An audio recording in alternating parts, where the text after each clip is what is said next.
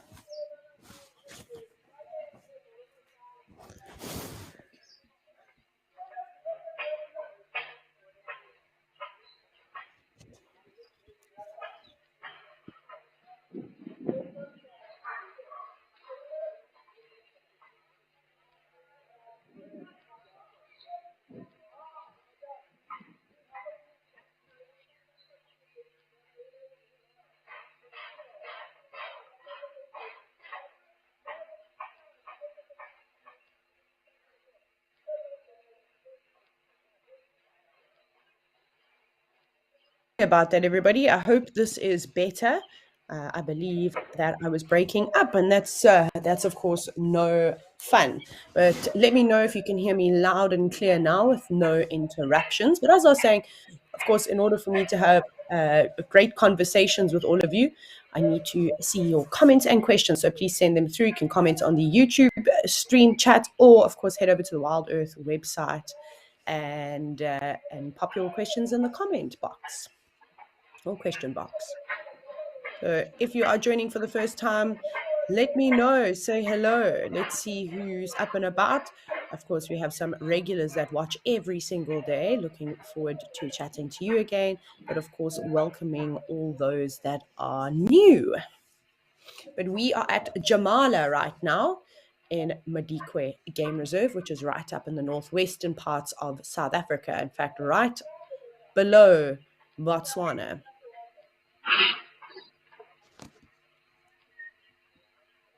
And I'll just wait for a couple of you to jump on, say hello, so that I know I'm not talking to myself, because I get quite lonely. Of course, I've got the company of all the animals, but it's nice to know that some of you are around.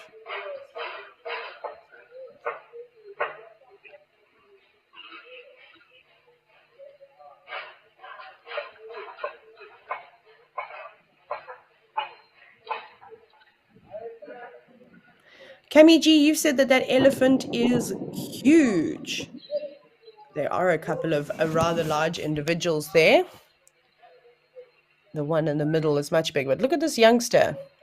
Leave those wildebeest alone. They also just want to feed on absolutely nothing. No, I'm just teasing. It looks like there's grass roots and all sorts of things around there, and some of them could potentially even be eating the dirt, which is not an unusual behavior that we see at Jamala, or in arid areas, in fact. He wasn't too boisterous. He actually just strolled up to those wildebeest quite casually, as if to say, hey, I'm bigger than you. Pretty tough for these young bulls, though, when they're being constantly bossed around, especially by the two larger individuals that are there. I'm sure he's received his fair share of reprimanding.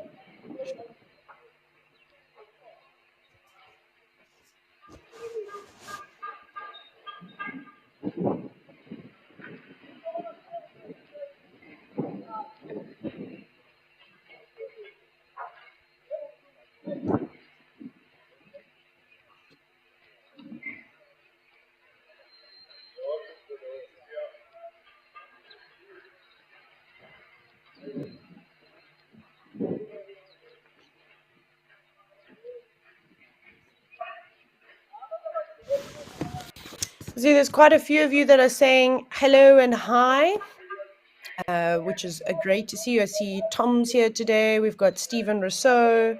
Then we've got Gertrude Gallant, who said, "Good morning, Taylor. Looking forward to a great show. Fingers crossed that we are going to see some exciting things today."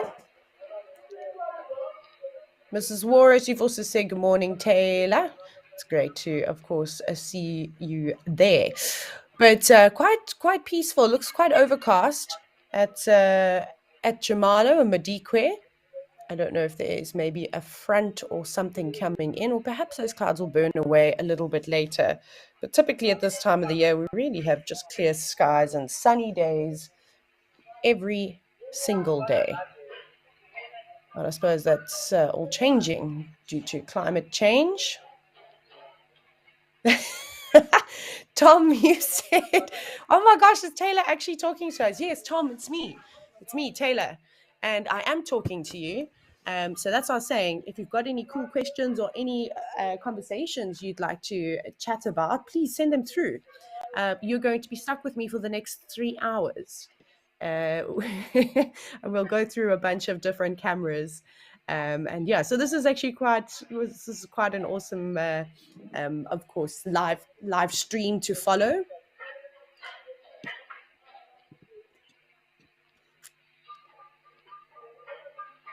And the reason for it being quite wonderful is because I get to chat to you all directly. You have my undivided attention. Tom, you were wondering if those elephants would scare off the wildebeest friends. Yeah, they did, in fact. Um, but just by the young bull, like I was saying, when these bulls do move out of the breeding herds or their natal herd, they it's quite a lonely life. So they're going to try and join up and find other bulls. They don't always find bulls of the same age, and quite often the youngsters will tail some of the larger bulls where they learn valuable life lessons. But there's quite a bit of sort of dominance between the bulls in the sense that the older bulls want to make sure that the youngsters know that there is a hierarchy and they're right down on the bottom. So at any given moment, it's not always with the younger elephants, but even the bigger elephants, they'll sort of chase any other animals away, and normally around water holes too. This little water hole looks like it's drying up a bit, although where the elephants are gathering, in case this is your first time watching, this is a pumped pan. So there might be some fresh water, some borehole water coming out over there, and that's why you'll quite often see the elephants gathering in that area.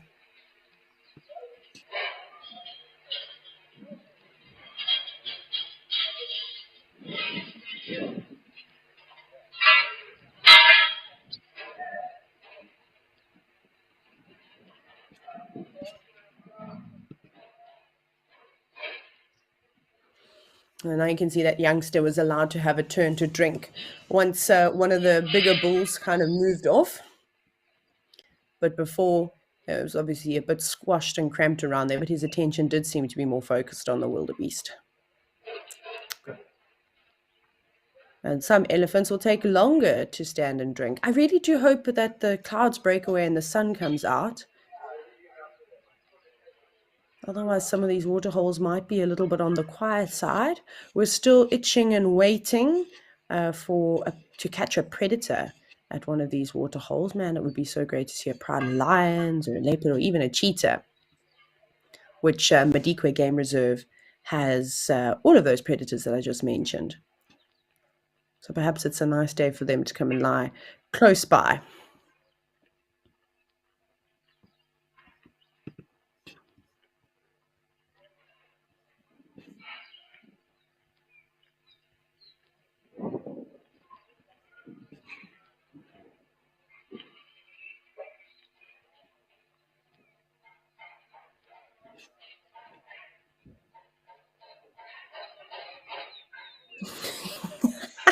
Stephanie, you said hi. Thanks for making my boring meeting manageable. I hope anyone else in your meeting is not watching. That's quite funny. I know so many people who have been putting the live cameras up and just in the background. and literally just to get through the day. And I suppose today is going to be a tricky day because it's Friday, and so many people can't wait for the weekend. I know that I can't wait for the weekend, although I've got a lot of driving to do from tomorrow.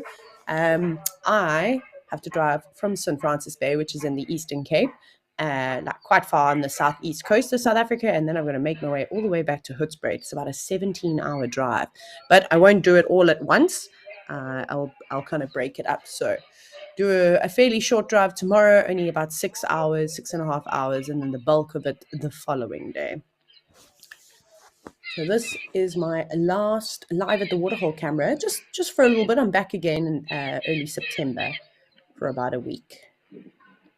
Now you can see one of the other bulls. He's got a nice set of tusks on him and a big hole in his top right ear. That'll be a good way to identify him. Now just moving around to the favorite spot where they all seem to collect a lot of sand. It looks like he was maybe eating some of it. Geophagy is such an interesting behavior to see. And in times of arid, in arid times, when, like especially up here, when there's no rainfall during the dry months, during the winter season, although we're coming to an end, we're almost in spring, just a couple of days away. It is important that they do try and get some nutrients and minerals, or mainly minerals, from the soil that the plants are now lacking. Hello, wildebeest, you've come back. I think they were just waiting for those elephants to move off so they can come back and enjoy themselves again.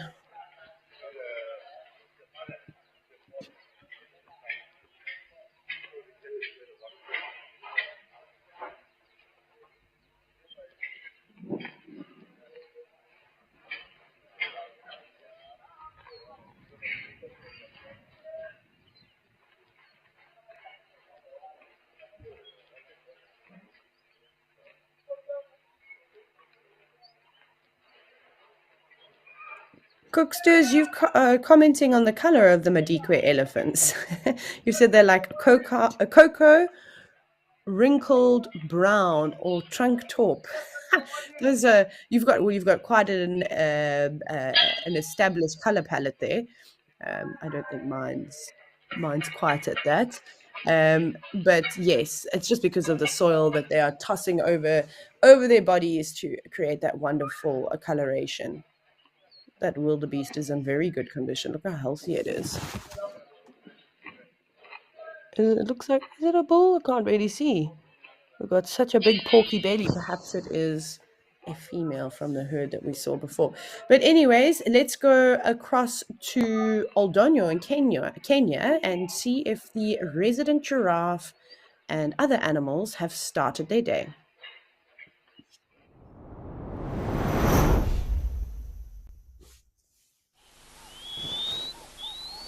I should have said and gemsbok or oryx. Sorry, I just always end up calling them gemsbok because that's just like a South African name for them. But I suppose most people in Kenya refer to them as oryx.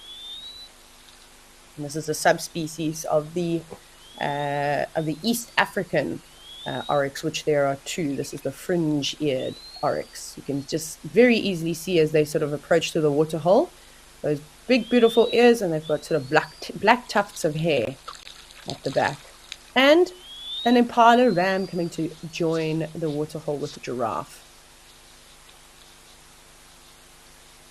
I've still been wanting to show you the difference between the size of the impala rams in Kenya in comparison to the ones in South Africa.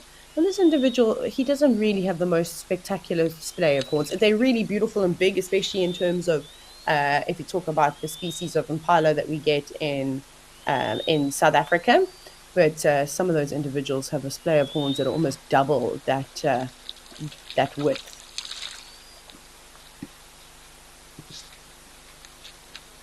Mrs. Walrus, you've said that this has to be the best waterhole. I agree.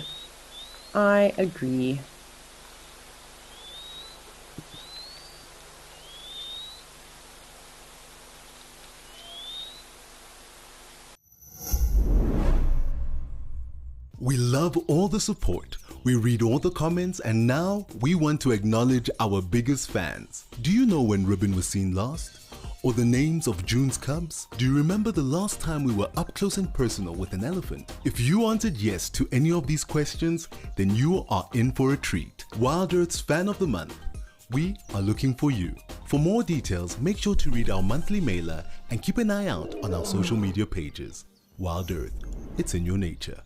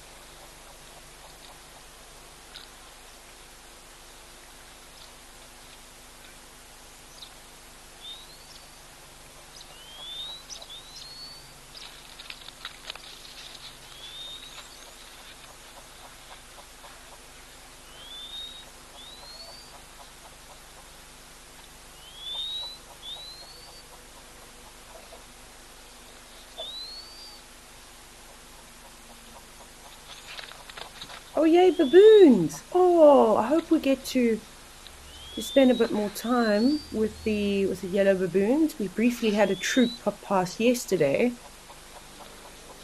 So I hope the rest of them come through. It'll be nice to watch them and discuss them.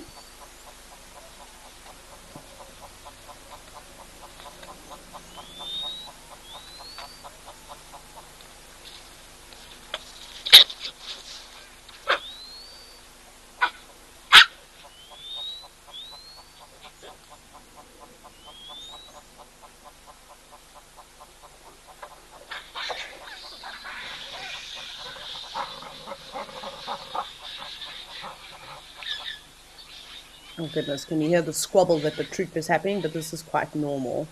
Snowbell, you've said hello from the UK. You've just registered and you've been watching the program for the last week and you've said a big thank you. Well, I'm so happy to hear that, Snowbell. So if you have any questions, send them on through. Hopefully, as you've been watching through the week, it's been enticing you to perhaps ask some questions that have been on your mind. That's what I'm here for. So I'd love to, of course, hear from you. There's also quite a young oryx that you can see on the right. Looks like a young bull, and an impala, and of course all the yellow baboons.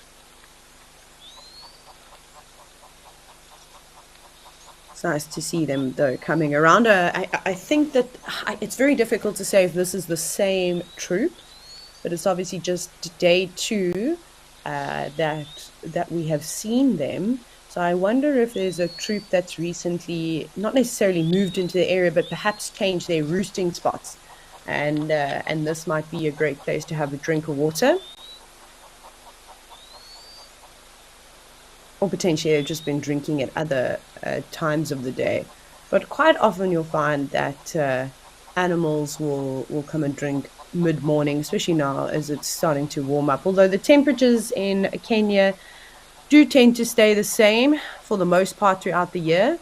When I was there just a couple of weeks ago, or 2 weeks ago, it was so hot.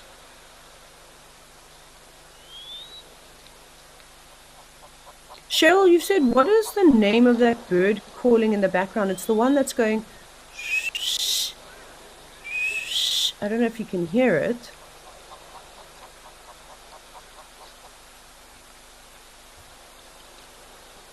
There is also a bird, as southern bobo or boo-boo, whichever one you want to call it, that's calling outside on my side. So I hope it's not that, but I did hear another high-pitched whistle that you might have been referring to, but I'm actually not certain.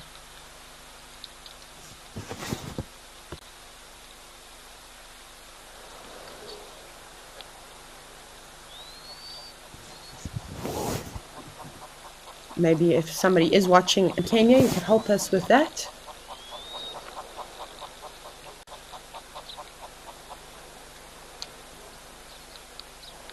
You can see the baboon are now relaxing. So coming down for a drink, but also sitting and just enjoying the sun. Not too active just yet. Look how they all move away as that one rather large male comes in. Oh, this could be interesting. No, almost. I love the social structure around baboons. It's very different from a lot of the other mammal species, and it's something that we've definitely spoken about quite a bit, but I'll just touch on it once again for all the new viewers, is that there is a super group of males that actually run the troop. So it depends on how big the troop is itself, but it could be anywhere from 3 to about 8 individuals, probably averaging on about 5.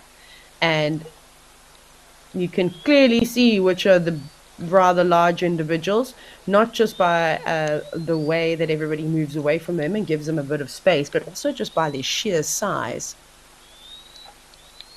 And that males seem to be a little bit interested on the right-hand side. Oh, a bit of a squabble.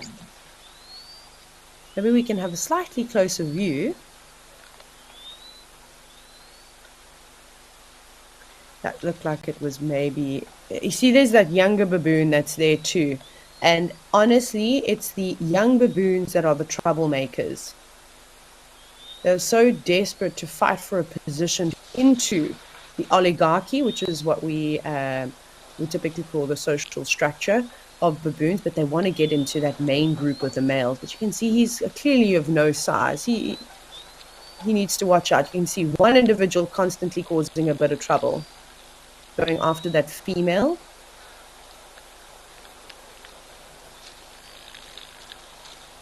There might be a couple of females. You see how she keeps presenting herself, turning her rump towards him. He's kind of grabbing hold of her tail and her back leg. He definitely doesn't look as big as the individual that's sitting on the right-hand side. No, no one seems to be impressed by him today. Another youngster running away. Managed to grab something. Off it goes.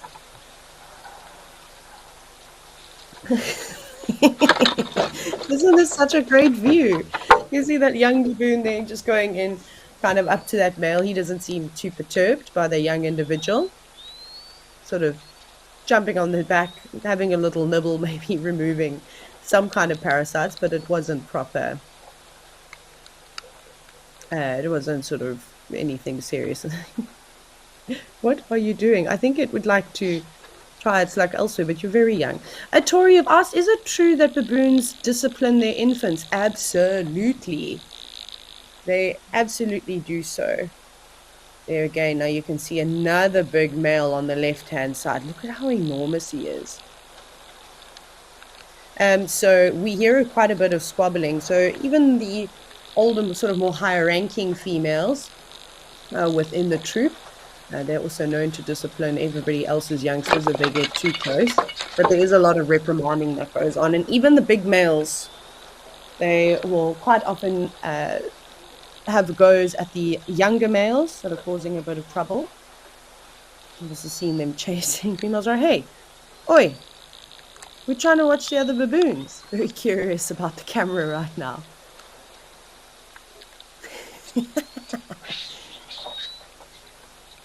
Fiddling around. That was quite a cool thing to see. So you know what's really funny? You hear it quite often. You can hear it any time of the day, but Tori, I always enjoy it at the evenings and the early mornings, and the baboons are kind of getting ready to roost in their trees, and it's like the youngsters don't want to go to bed, and then they get told off. A lot of high-pitched screaming that you'll typically hear. Let's see, this big fella is also coming in to have a look. Not too interested.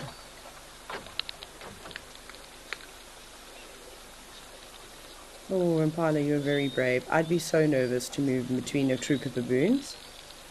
It'd be interesting to see if we could get any interspecies interaction going on.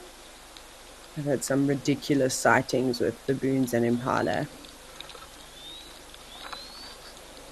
But all the youngsters quite playful, all chasing one another around, rough and tumble,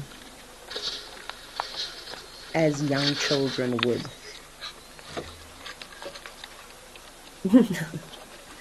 And of course, playing like this is so important for muscle development and also understanding, social rankings. But they do tend to play with individuals of a similar size, although occasionally you'll get a slightly bigger baboon, slightly older individual that, takes his frustrations out on the younger ones. They need to be quite quick to be able to get away.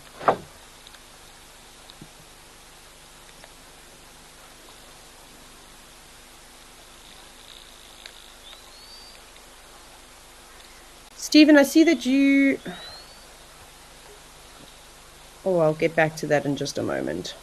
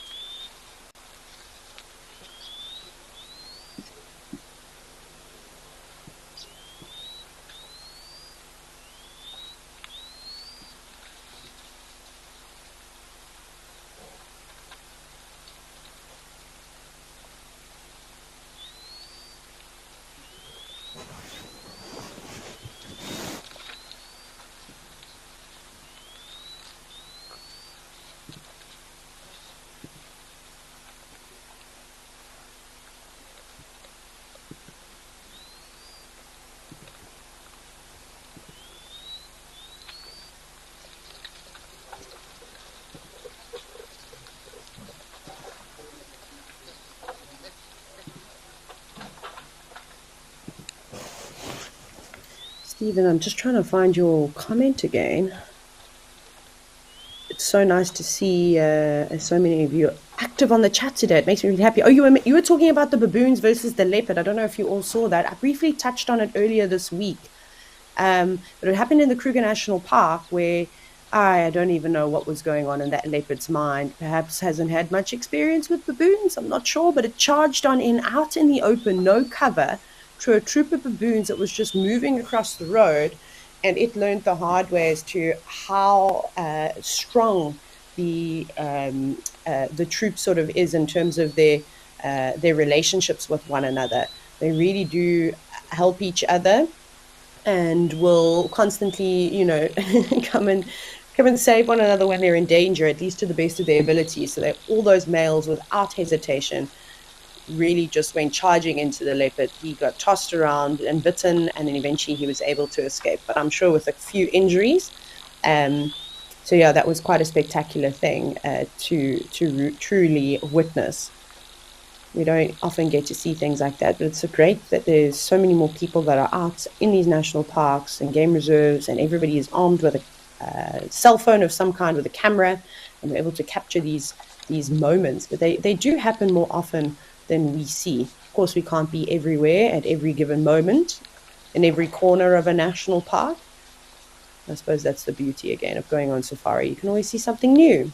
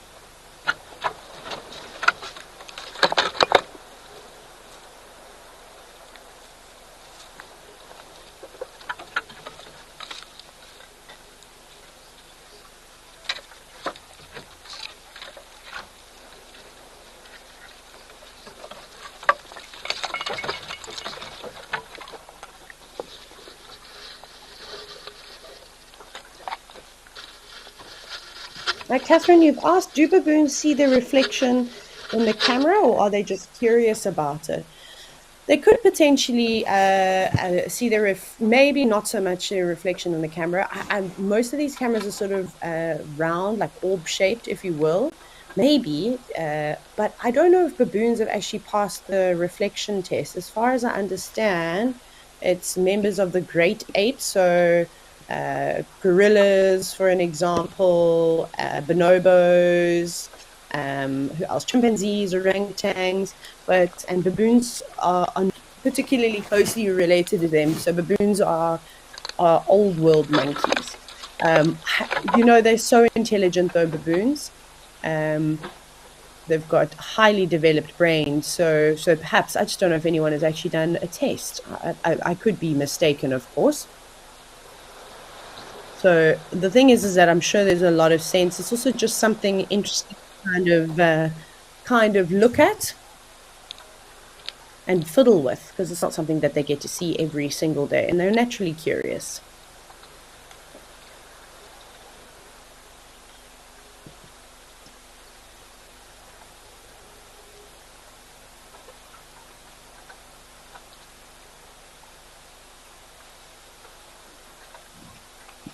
Now, baboons really do demand respect. I don't think many of us quite realize the strength that baboons have. And because they will bound together, as was seen with the video, with the leopard trying to catch a baboon, it's not a great thing. I know there was one record, I think it was in Botswana many years ago, of a leopard being killed by a troop of baboons. The baboons will also kill lots of leopard cubs or lion cubs if they're stashed away. Also, a couple of years ago, there's a famous video going around. Oh, where are you running to, baboons? Of a big baboon male that had found a lion cub that must have been stashed away in a rock crevice or under a bush, waiting for mom to come back, because that's typically what they'll do when they're very young. And this male baboon groomed this lion cub for ages, but then unfortunately eventually killed it. So yeah, I mean, they're omnivores, they're great predators, baboons. I have no idea what has chased them off.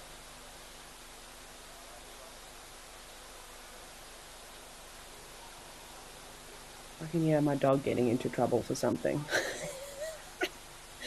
I don't know what he's doing or not doing. And just like that, they're all gone. They kept looking to the left, so I don't know if they were being a pest, maybe around the hide or something along those lines, and they were just sort of ushered away.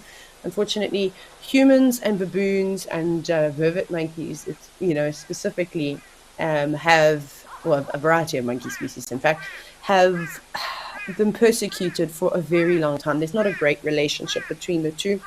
And that's just because we as humans like to leave things lying around. And, excuse me, sorry, I wasn't quick enough on the mute there. And baboons and monkeys are just too clever for their own good, unfortunately. I think probably some of the most terrifying baboon experiences are the ones that you can go and, I suppose, see. We don't even get to see them. We get harassed by them. Hello, baboon. Is that a nice little lookout point over there? Is in Cape Town, around Cape Point. Those baboons have become incredibly dangerous, and in fact, they have implemented guards to try and chase them away, because they will rob you of your handbag or any food that you're trying to carry, and they have learned to open car doors. And they'll go in there and shut the door behind them and sit in and raid your car completely. And that's not a very pleasant experience. And I don't think I would fight a baboon for my car. I'd probably just hand it the keys and go, here we go, enjoy your time, drive safely. So these are sort of man-made structures, just with all the wood gathered on top of it to make it look more natural and not as intimidating.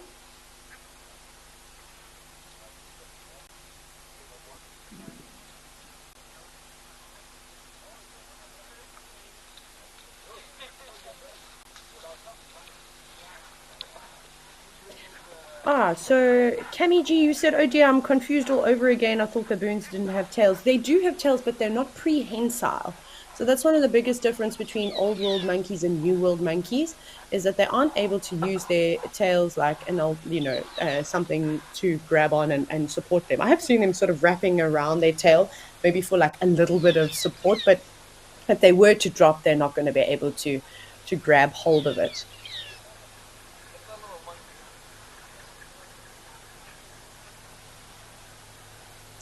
So Evolve, today you've now asked, what is the difference in canine size between a leopard and a baboon? So baboon canines are even just bigger than lions, so they're going to be significantly larger than leopards.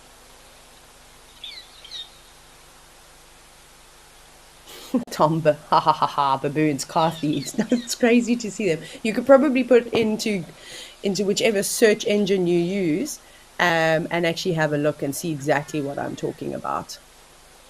Bobos, where have we gone? They've all kind of just moved off for the moment. I think hopefully a couple more members of the troop that haven't come down for a drink will still pop through, like that individual on the left. It's a pity. It was so lovely to see them all playing out in the open.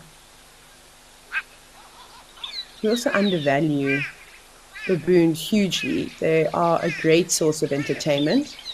Most people just get caught up in wanting to see the big cats and all the exciting things.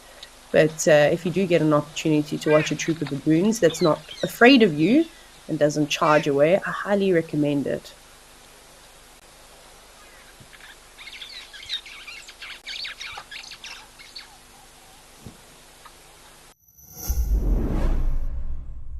Are you WildEarth's biggest fan? Well, we have a brand new competition for you. Join our naturalists on Safari Live and listen out for weekly questions. To enter the competition, head over to our Instagram, search #WildEarthFanOfTheMonth and comment your answer under the post. The monthly winner will be determined by the total quickest and most correct answers. We announce our winner at the end of every month. Tune in to Safari Live daily.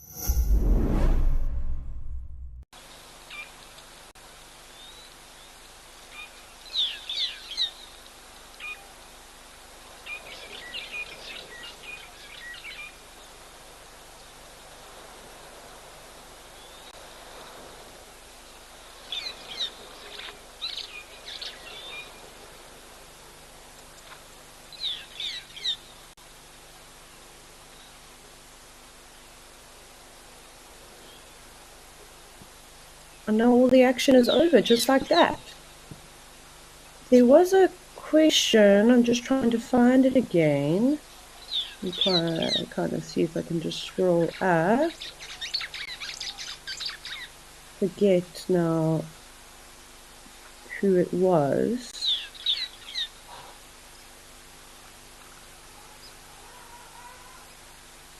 I can't find it now, and I'm so sorry. It was basically about the mirror test and how it is basically conducted. So it's actually super interesting. It's been done in two different ways, some in a natural environment, others with animals in captivity. So they'll basically place a mirror into the animal's enclosure and allow them to investigate around it. And some animals, of course, will eventually figure out if it is themselves. They might start, touching themselves and touching the mirror. Some animals will act quite aggressively towards the mirror itself, so perhaps suggesting that maybe it's an intruder, that kind of thing. And then the one that I find most interesting, which I suppose for them is the most accurate test that they've done, is they'll quite often, they might put an animal under anesthetic and they'll put a splotch of paint or dye on their bodies or their fur, and then give them a mirror to kind of look at, hopefully see their reflection. And then what they have discovered is that animals that kind of will acknowledge that spot by looking into the mirror, they'll then touch it on themselves. So that's just a couple of different ways. They're still trying to figure it out, of course, and that will just, again, as technology advances, I think we'll get more accurate ways to do that. So it really just depends on how they kind of behave around the mirror. I'm sure you've probably seen it with cats and dogs that they just completely ignore the mirrors. Some might react a little bit more, and it's been suggested that perhaps it's because there's no smell with the mirror that they just become habituated to it. Some completely ignore it, like Tucker, my dog. He doesn't pay any attention to it. But then I've seen other dogs that will act aggressively towards it. And I have a friend that actually has to cover up all her mirrors that are low down on the ground because her dog does not enjoy them. So baboons have moved off, and just 2 young Impala rams sparring. You can see the one on the right is quite young and will be an offspring from last season. Well, at least almost a year, or probably just over a year ago, wanting to butt heads. Maybe we can have a slightly closer view of this. Again, it's always nice to have a wide view, but we are able to zoom with the cameras and get kind of a different view and look up at some close details.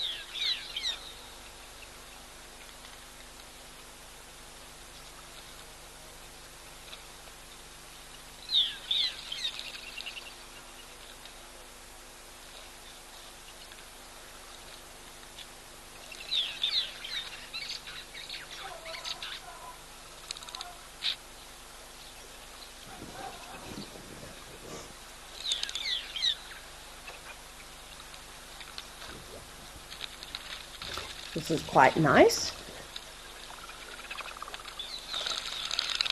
You can see all the emerald spotted wood doves flying around. It looks like it, yeah, quite a few of them. Also, yeah, elephants in the distance by the sound of it, so maybe they'll come on down. A couple of Thompson's gazelles also just resting up at the water's edge. And of course the fringe-eared oryx.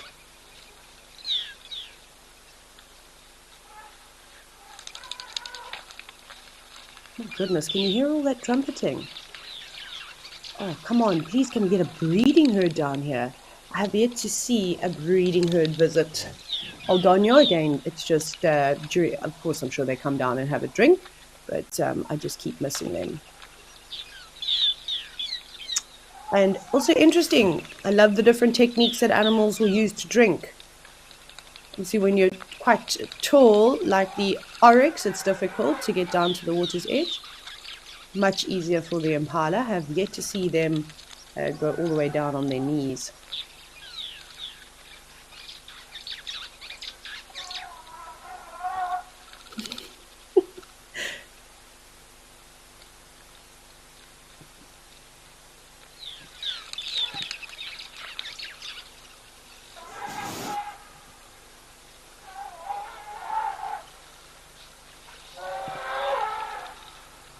My goodness! I wonder what's going on. It could be a number of different things that's unsettled those elephants. I don't know if it's just... It sounds like just one individual trumpeting away. It could be a predator.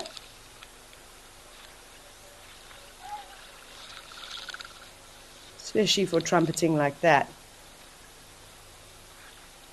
Steve D, it's lovely to tune in to these sights and sounds while having your morning cuppa. What are you having, a morning cup of coffee or a cup of tea? Or also, if any of you get an opportunity to go to Kenya, 10 out of 10 recommend their tea. So delicious. I get huge requests to bring tea and coffee back whenever I travel. I just about need to pack another suitcase.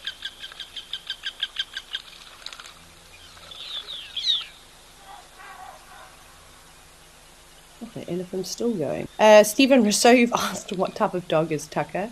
Sorry, everybody. I know this is not wildlife related, but my dog does feature every now and then. I have no idea what he is. He's a rescue. Him and his siblings were found in a box next to, I suppose, like a restaurant. There's also anti-poaching training and stuff like that. Their eyes weren't quite open just yet. But he looks like a Ridgeback cross, some kind of shepherd, and maybe even a Malinois of sorts. And I'm sure there's something else in there because he's got quite a large sagittarial crest, which German short-haired pointers have, and so do Great Danes. He's a big boy.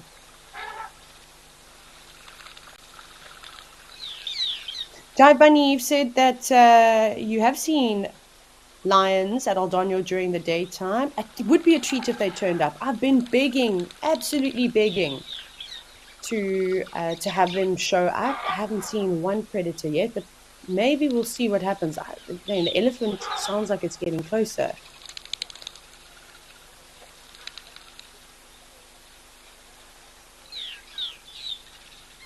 So everybody's nervously looking around. If those baboons see a predator, they should start barking. So that will be good for us, because if they start vocalizing, I'd be quite convinced that something is going on just in and amongst the tree line.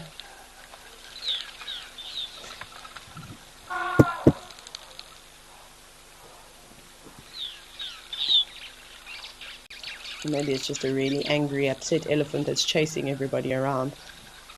It could also be the case.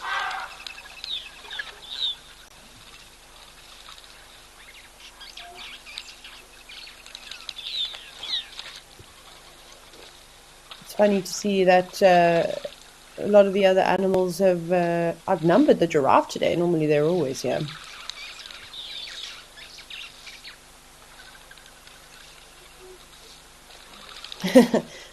So 50, you said you'd like to have a leopard show up as well. I'd be so happy for any of the predators. I know cheetah have also been seen, which are quite elusive in this wilderness area.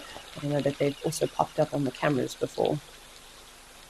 Catherine, you've said that the elephants didn't get their morning coffee. I also didn't have coffee this morning. I'm trying to be healthy and drink 1.5 liters of water before the show is finished. I'm not doing so well, so best I get on it. You'd think I'd drink more water. Sorry, I thought I heard a different alarm call. So you thought you'd think, sorry, that I'd drink a lot more water, seeing as though I'm hosting the live Waterhole show.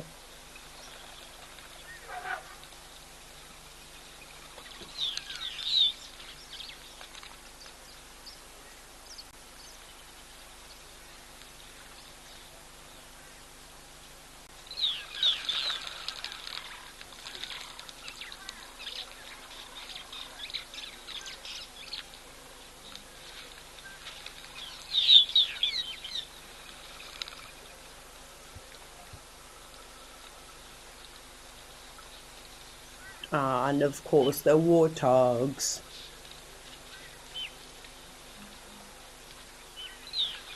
No. Charging away. There we go. Hi, Grumpelstiltskin.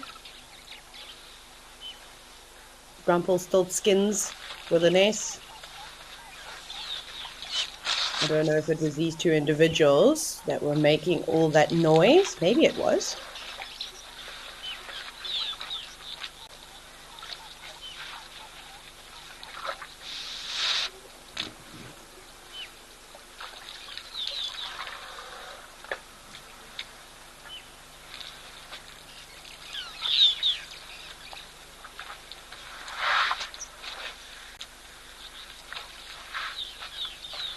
As you can see how nervous they are.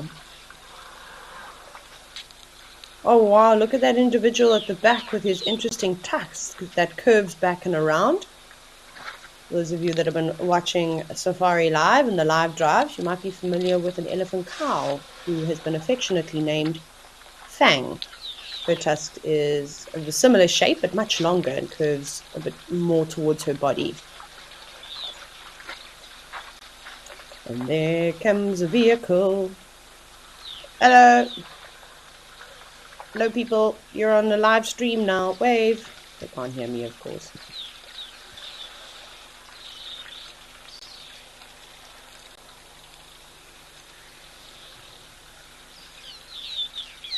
And then Stephen Rousseau, thank you for all your questions. Of course, I'm so thankful for all of your questions. You've asked, do elephants, bulls go into must in a specific time of the year or season? The short answer to that is no. So it's all dependent on their age and when they are, really at the prime of their lives and sexually able to reproduce. It's not to say that young elephant bulls can't mate and reproduce. It's just that that's going to be like suppressed, I suppose, in the younger bulls because they're constantly being bullied, and then that drive to want to mate with females is not going to be there. But also the females not going to mate with the younger bulls. So with must, if you're not sure what that term is, it's like this overstimulation of adrenaline, but it's basically a hormone called temporin, and that sends these elephants into an overdrive to start searching for females that are in estrus. So they do like to linger around in their favorite spots, but they'll move huge distances to find more females. And then they get labeled with being kind of bad-tempered. This is just because they are constantly on the move. They're not feeding as much as they normally would have. And then I suppose the emotions are like heightened. So this can be a bit stressful for them. So they tend to not be as tolerant. But it really just depends on, like I said, their age and then, of course, their health. Because an elephant bull will not go into must if it is not a healthy individual.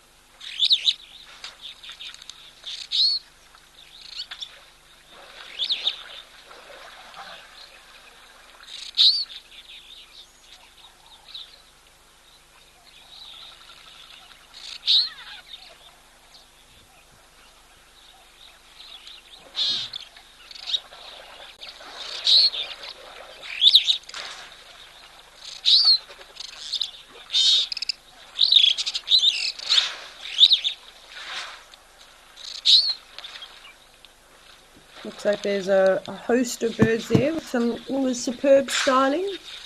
Are you superb or you Hildebrands? We're looking for the white bar between the belly and the breast. It would look like they had it, and I think there was also some greater blue-eared starlings that were there. There's my book. Obviously, we're still continuing with our bird lists.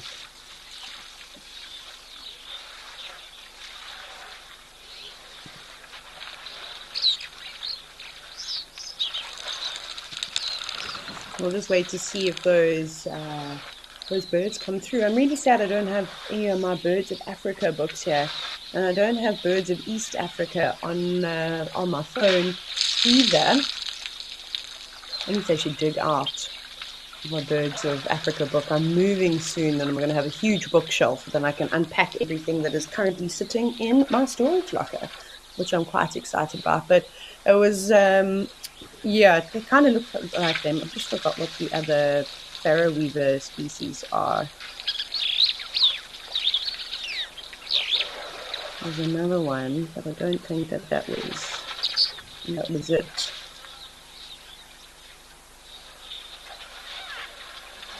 That was wiped out. Looked just like one. There you can see. They're just hopping around below the Ellie's legs. We haven't been able to do much birding around Aldonia. It's been quite quiet at the house.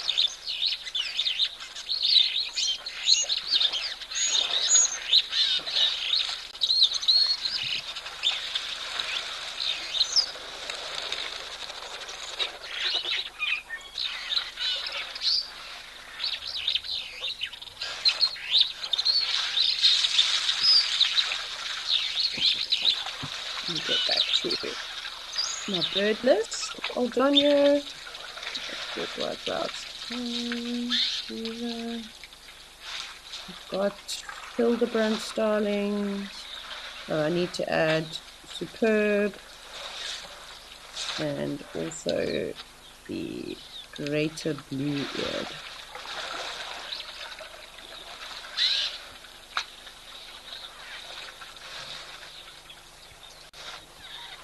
You can see these boys are really just taking their time now. They're on the water's edge.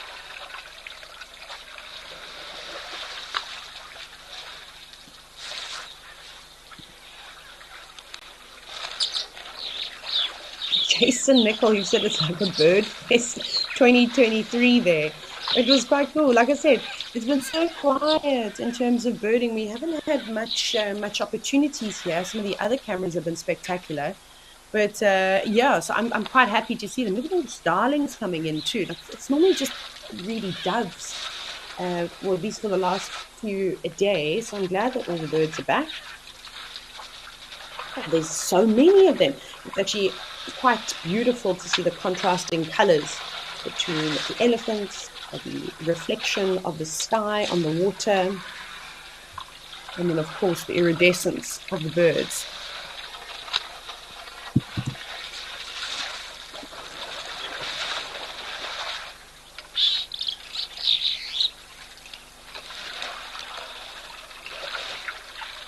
Cooksters, Littlefield, you said the superb styling is so beautiful. Absolutely. Kenya is filled with brightly colored birds, but they definitely do steal the show.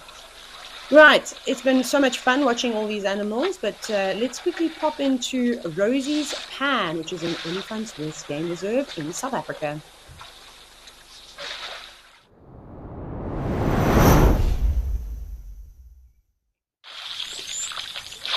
Aha! 2 elephants. Seems as though there's no 3 musketeers today. Wherever we go. Just when we started the show at Jamala in Modise, we had those 2 elephants. But another 2 individuals. They look to be much younger than the 2 that we were looking at Oldonyo. They've got very long legs, small heads. Their bodies look very out of proportion.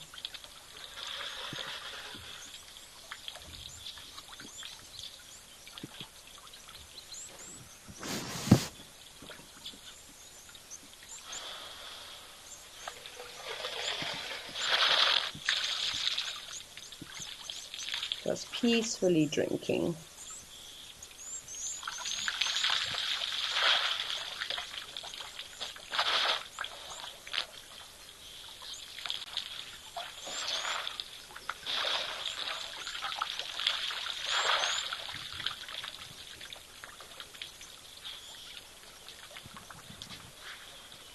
That's an interesting question. Steve D, what or who influenced you to become a naturalist? Oh gosh, it's a long-winded story, but I suppose we've got time. So I hope the elephants are at least a pleasant backdrop. So I've been so fortunate. I have to say thank you to my parents because they were the ones that introduced me to wildlife and going on safaris. Pretty much every other weekend or every holiday, we always went to a game reserve of some kind or a national park. So my dad, grew up very, very lucky, very privileged. He'd say to us, where do you want to go on holiday next? He's like, do you not want to go to Disneyland or anything like that? And my younger brother and I were like, absolutely not. And I think my dad used to influence us absolutely, though, to make the decision to go on safari. But we absolutely loved it every single time. And my brother and I have an older brother too, but my younger brother and I would fight for the front seat next to the game ranger or safari guide. Gosh, when I first started, we were all called game rangers, but that terminology has changed quite a bit. And yeah, so I just, I was so fascinated. I was always outside. And then I really, really, really, I didn't know what I was going to do after school. Wanted to go and study a couple of things. But it did take a little bit of a gap here as well to ride my horses and just have a bit of fun, have a bit of a break from school. And then I said to my dad, maybe I'll go and train to become a guide. And that's what I went and did and just absolutely loved it so much. So I worked in the Eastern Cape, actually at Kariga Game Reserve for a couple of years. And that's where I spent a lot of my childhood as well. I'm very fond of that reserve. And then I moved to Zambia, where I was managing a camp and also doing a bit of guiding. So I trained to be a guide in Zambia. And then I came back because management was fun, but I was so young. And I was like, I'm not finished guiding at lodges yet. So then I worked at Sabi's Earth Lodge, which is a beautiful place. And then from there, actually after that, then that's when I got involved with WildEarth and Safari Live. And then so Earth Lodge was the last lodge I actually guided at. So I think it's probably my parents that influenced me, and then every single safari guide that I was fortunate to meet growing up. And it was the perfect career for me because I didn't know that I enjoyed entertaining people. That only came on later, but my parents are very much entertainers. So that's kind of just how it got started, and here I am today, and I'm so grateful for every opportunity that I was given, and don't think for 1 second that I take the jobs that I do now within the safari industry, tourism industry, for granted. I love it so much. Oh, and then there's another question about, in my experience as a teacher and guide, what is the best team building activity? I don't know if there's just one answer to that. Obviously, the stuff that we maybe in the bush is going to be slightly different than potentially people in a corporate office would do, because we've got access to so much around us. So one of the biggest things as guides is that you have to have a particular type of personality. And honestly, I don't think everybody is made to be a safari guide, but that's fine. It's like I'm not supposed to be a lawyer or a doctor. It's just we're all good at something. And essentially being a guide is being an entertainer. You need to be quite serious about safety too. And then also have a high tolerance. We work long hours and long work cycles. Obviously, dealing with people a lot. The wildlife is a bonus. You learn all that information as you go along.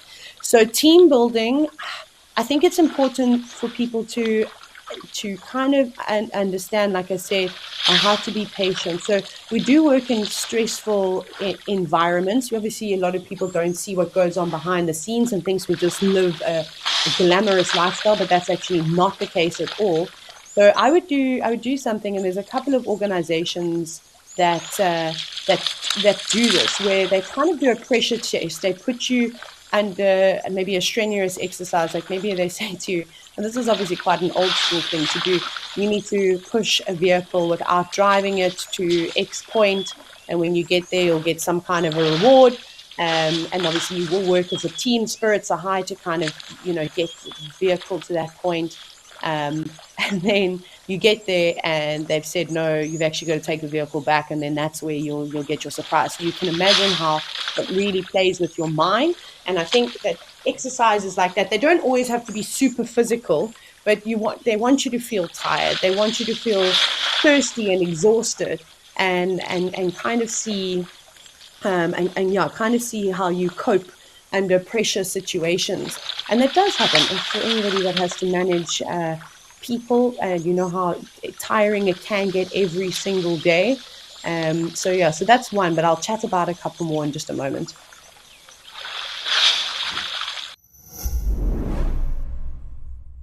On Woodbury Lodge's episode of Destination Safari.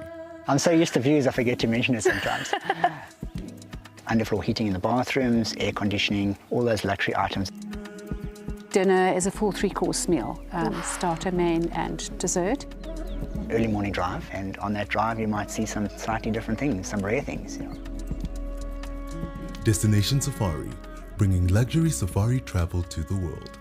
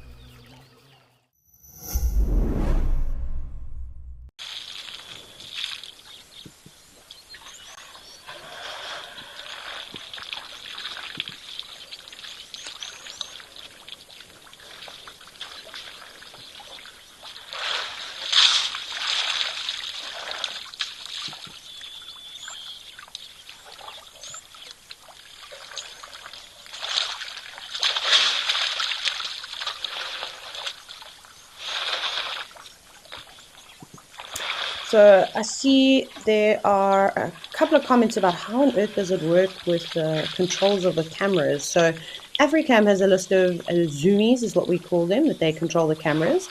And then also during these live at the Waterhole shows, the directors that are sitting in the studio in Joburg, they sometimes control them. But we as naturalists that are hosting the show, we don't have any control over the cameras at all. Just to clear that up.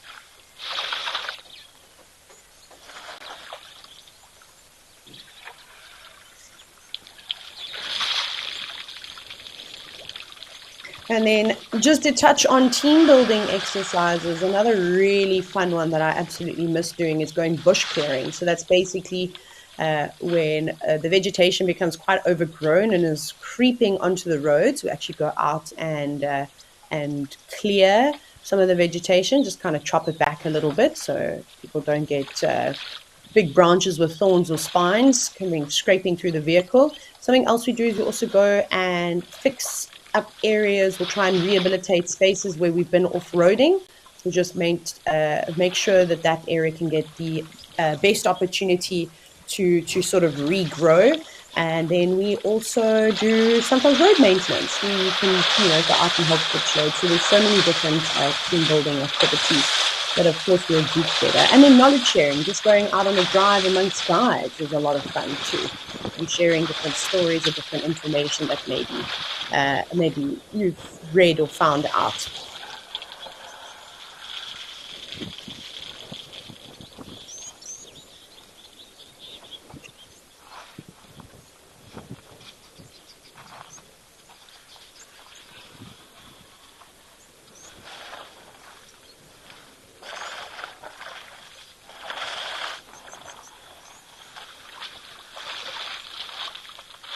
Shame, Leopard Lover, you were saying that you did not have a great experience. You had a bit of a grumpy guide on safari with you. That's unfortunate to hear. I think it's super important that guides understand that we're really ambassadors for our countries. There's so many people that travel all over the world to come on safaris, and we can really make or break their experience. So obviously sometimes it does get really frustrating for a number of different reasons, but I'm not going to go into those. But you have to kind of keep it together. So yeah, so it really can become quite tricky at times, that we have the opportunity to change a person's perception about how to protect wild spaces and also how to respect wildlife. And that's something that they can take home back with them and hopefully start practicing that. A lot of people always say to me, how can I help? How can I contribute to preserving wildlife? And honestly, my answer is always start at home. I've said this so many times. I think if you can make an impact where you live, that's great. Whether it be maybe planting some indigenous flower species to encourage bees and other pollinators, or just going up on a beach or a park cleanup, or picking up rubbish around your neighborhood. Small things like that can make a huge difference. And then also it's not necessarily a huge expense. But if you are wanting to donate to organizations and that type of thing, there are a lot of these big organization companies that have philanthropists and big corporate companies, donating large sums of money. So I like to support the smaller initiatives that quite often are doing amazing work, but they just don't have the financial means to necessarily do what they want. And sadly, sometimes these initiatives end up closing down because of that. But it's important to do a lot of research before you do donate. That is my advice to you.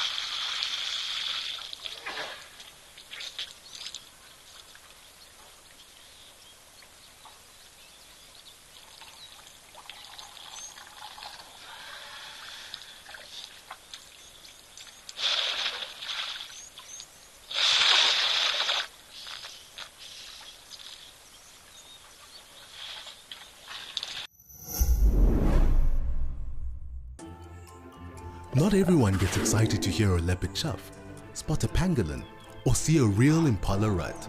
But if you are wild about the wild, you can become part of a community of like-minded nature lovers and share authentic wildlife experiences with the world.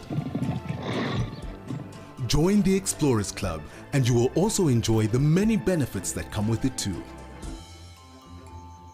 WildEarth Explorers, it's in your nature.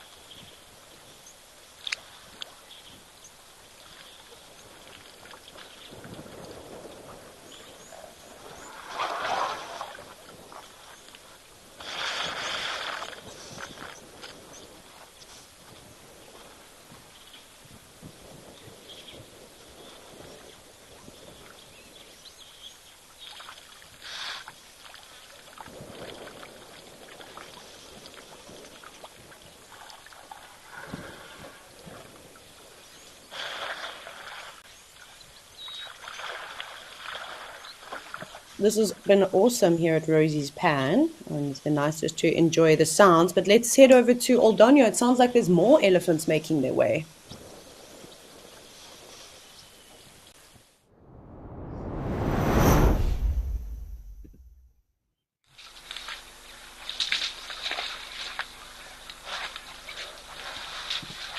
Wow, look at all these bulls. Finally, I've been wanting to see some big tuskers this entire week, and of course they've graced me with their presence, or graced all of us with their presence on my last day. I'm so happy. I'm so happy. Oh, here comes some drama with this big one-tusked individual really throwing his weight around. This could get quite interesting. So there's actually a great question from Judy H. And you've asked if I can speak about my understanding of the pharyngeal pouch in elephants, as there's a dispute about whether it exists or not and what its function is. Oh my goodness. So I've spoken about this a little bit before, but it was ages ago. And I have yet to find any new evidence on this. I mean, the articles, I think for me, the latest articles I found, I think the last one was like 2021, but this, like you said, there does seem to be a dispute. So the pharyngeal pouch, it's basically a space that's used to store water in times of need. It's kind of located in front of the epiglottis. And what you could potentially see is an elephant sticking its trunk into its mouth. And basically, the sort of storage compartment can hold water. I think it's over 4 liters of water that it can hold. Again, I've read varying amounts. What they'll do is they'll stick their trunks in times of need and actually draw water out of it. I have never seen an elephant doing this again, but I mean, yes, I've spent a lot of time with elephants, but they haven't been in the most arid areas. So I can't say that I've seen it. I don't know if it's ever been seen on any of the live drives before. Maybe if it has, you can share that with me in the comments, or you can send it through to on the question box on the WildEarth website. And then I'm wondering if it's something, though, animals that are in arid areas, so something like, the desert elephants in Namibia, if they would utilize a pharyngeal pouch. But again, surely if they've, a lot of elephants and a lot of other mammal species have kind of been dissected and had a look at. But I can't really find much where they talk about this pharyngeal pouch. Honestly, GDH, I have no idea. I'll have to do a bunch more research and see if there is anything else recent. But again, I have never seen it happen. But if I do go to somewhere like Namibia or another area where it's quite arid and animals have to travel really far distances for water, perhaps it'll be something that I can witness. I just think, for me personally, to really comment on it, it's difficult because I've never seen the behavior before. Even in Zambia, like in the Lower Zambezi National Park, where it becomes quite dry and there's not that many natural springs. A lot of the animals have to come down to drink in the Zambezi River, or they'll dig water from the tributaries. But I haven't spent, again, much time up along the escarpment where potentially, if there are any elephants specifically, where they might utilize something like that. But if you have got any interesting paperwork on that, maybe there's a recent scientific study, it would be great to hear about it. I will also chat to a couple of friends of mine who are vets, and another friend of mine who's specifically studying elephants. He's doing his PhD, and ask their opinions too. I might even try and send them a message now and see if we can get a response, because we've still got an hour and a half left of the show, and maybe it's something we can chat about a little bit later. But thank you so much for bringing up that question. It's a really interesting conversation. If there are any wildlife vets or any biologists, scientists that know a bit more about this, of course, we love to learn, and I'd like to hear your opinions too.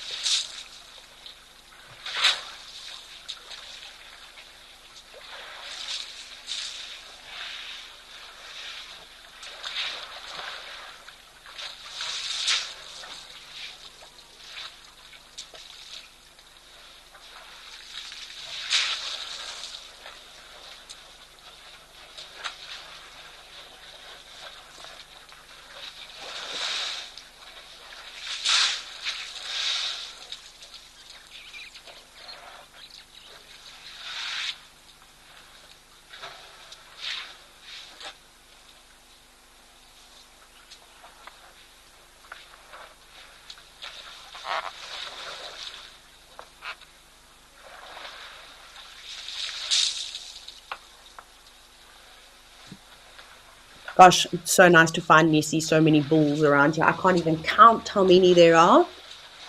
And even though there is that one elephant with the rather large tusk, almost looks like it touches the ground, a little bit off,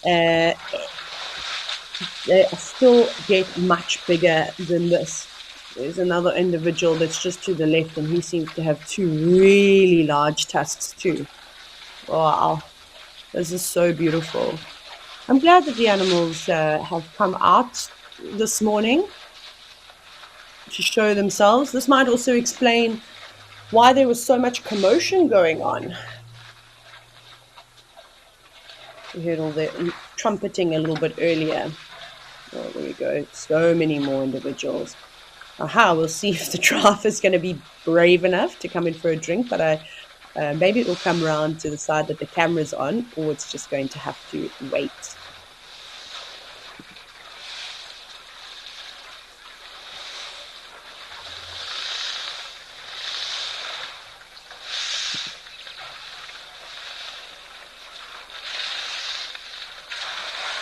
Look at that, wow. And sadly in Southern Africa, we don't really see big tuskers anymore, just the couples. And it's nice to see East African elephants with these large tusks, or elephants that live in East Africa, I should probably say. Still the same species. You know, the two of them are fighting over like a piece of mud or something. What is that? It's like having a thumb war.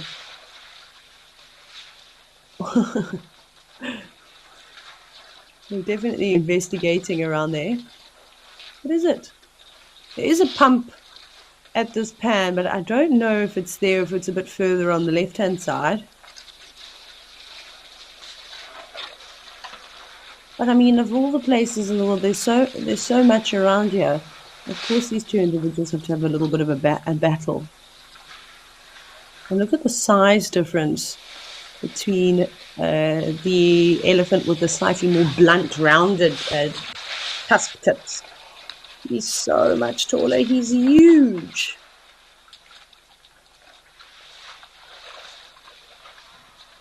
Yellow duck, you've asked if those tusks bend at birth, or is it a birth defect? It's all got to do with genetics, really, the shape of elephants' tusks. So in genetic information that is passed down from the parents. So sometimes we see elephants growing tusks in all sorts of directions, and others that don't have tusks at all. So remember, the tusks are actually modified in sizes. So I suppose like teeth, like our teeth. Some people are naturally lucky to have really straight teeth. And they all sort of fit where they're supposed to be, and then other people, their teeth might not grow so straight, and you need braces or some other kind of dental procedures to sort of fix that. So I suppose you can look at it like that too, that no two elephant tusks are going to be the same. But in East Africa and in South Africa a very long time ago, or Southern Africa at least, the elephant tusks would typically grow straight down towards the ground with some curvature. But it's varied. Look at him. Look at that guy on the right. I shouldn't say guy, I should say bull, because that's what he is. Look how they're all settling down. Look how they're also all twisting their trunks.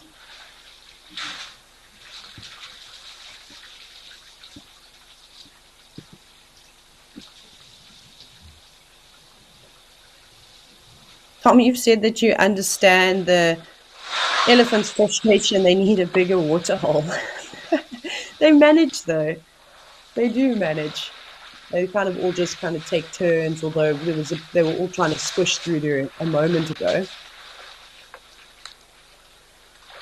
But quite often in the later afternoons, you see gatherings of elephant bulls like this. Cheetah Bev, you said you just love being up close and hearing the sounds. It's fabulous. It truly is. Sounds that I could fall asleep to.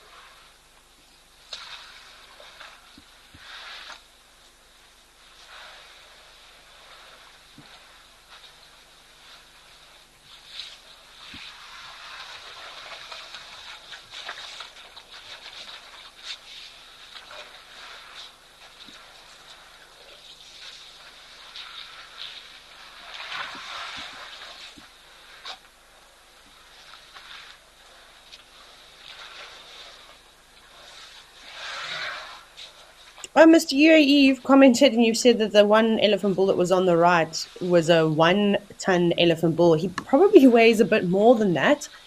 On average, a fully grown elephant bull can weigh anywhere between 5 and 7.5 tons. They get really big, and their tusks can weigh exceptional amounts too. I have no idea how much this individual on the right's tusks will weigh, but I suspect the tusk on the left-hand side maybe weighs closer towards 100 kilograms, maybe something along those lines. I think quite a bit more than 50 kilos.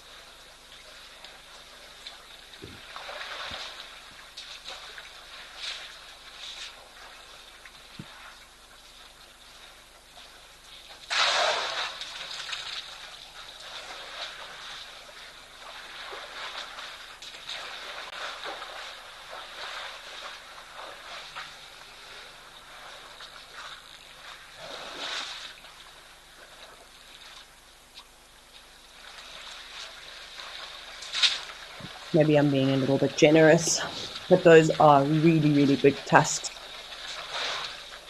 I have seen, sadly, and I told the story the other day, where there was an elephant that was poached in Zambia, but the anti-poaching teams actually caught the poachers and recovered the ivory. But now, sadly, it was too late for the elephant.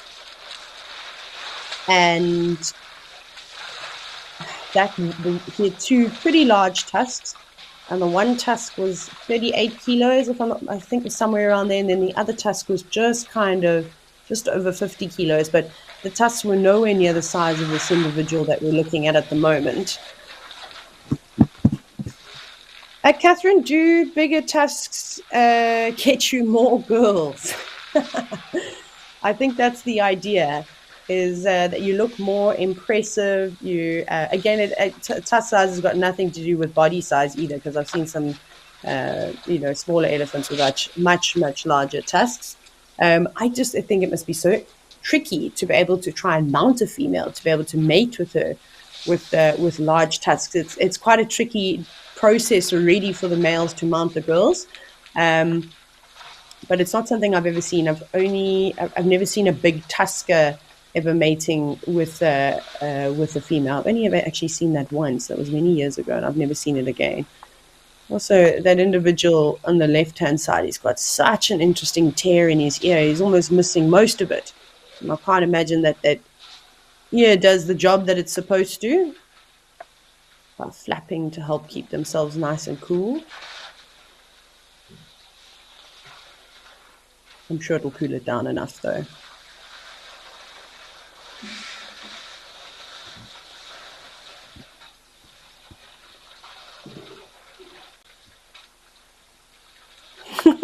Tom, this is such a funny comment. You said, do you think you'll consult his doctor about tusk reduction?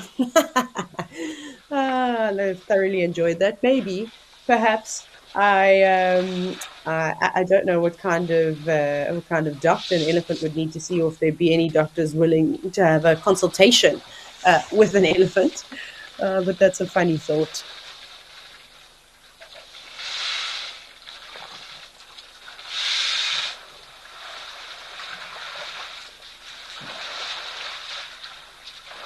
Oh, okay. I think I made a mistake.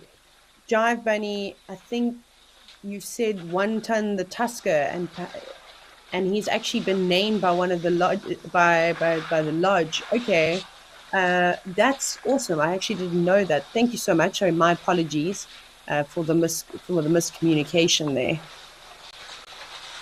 Yeah, he's an impressive individual.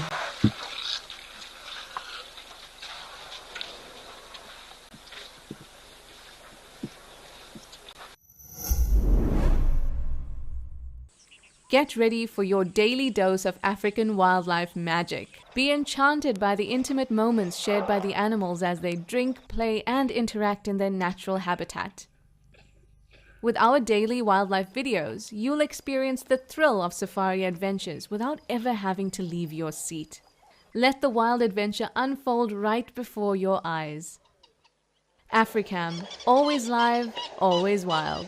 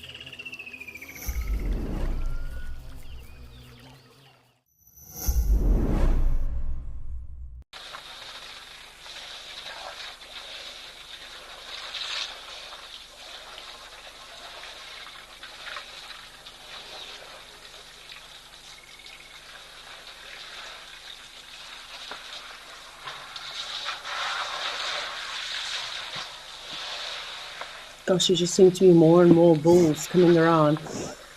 I read not too long ago about the elephant populations in Amboseli, but they were from a couple of years ago, so hopefully those numbers have actually increased. That they're about just under 2,000 elephants, or maybe sadly those numbers have decreased.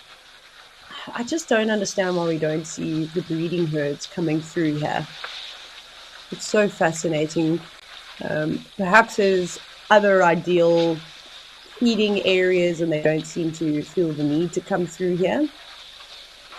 But I actually am not sure if anyone else has heard any other theories. Pass them on.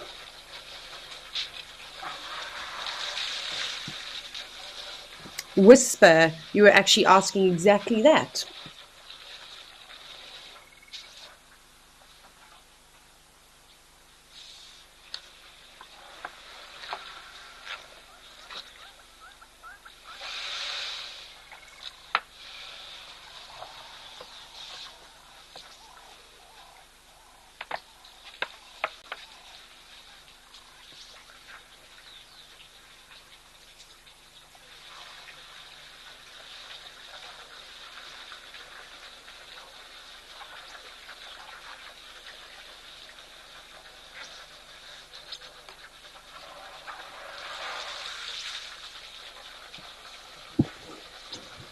I think it's become quite difficult for elephants. I mean, lots of animals migrate, but elephants do some really long distance traveling, or at least they used to. Perhaps the breeding herds just don't feel safe constantly moving around, and with these areas being quite arid, like I said, maybe they're just not passing through here anymore. But I honestly have no idea.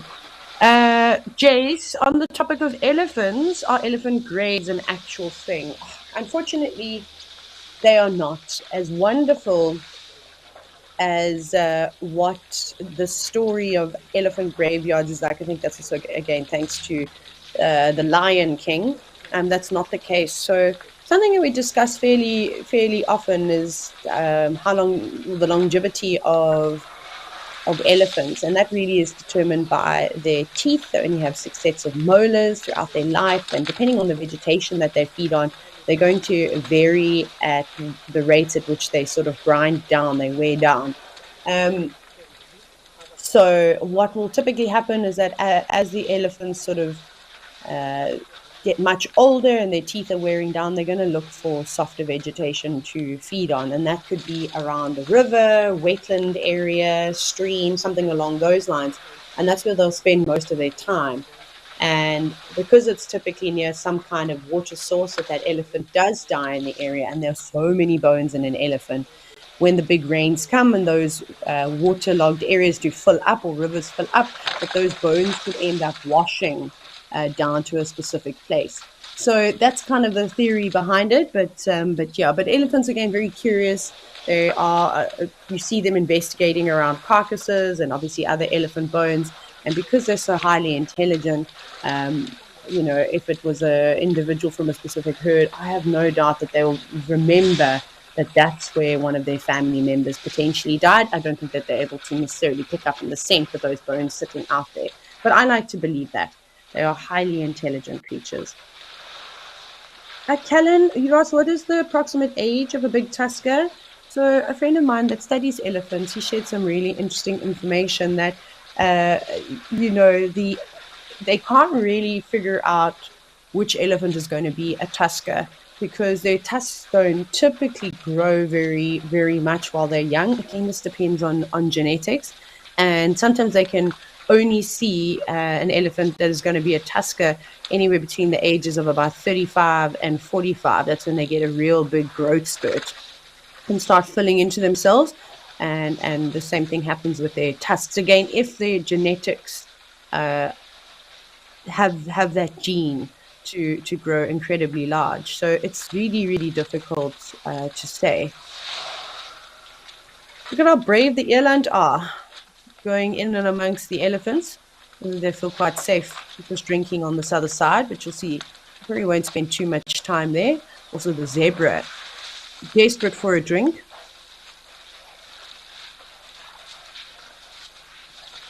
We'll see if these bulls get a bit annoyed with all the other animals coming around. They might not. Seem to be quite placid. Isn't this a great view? Just wildlife everywhere.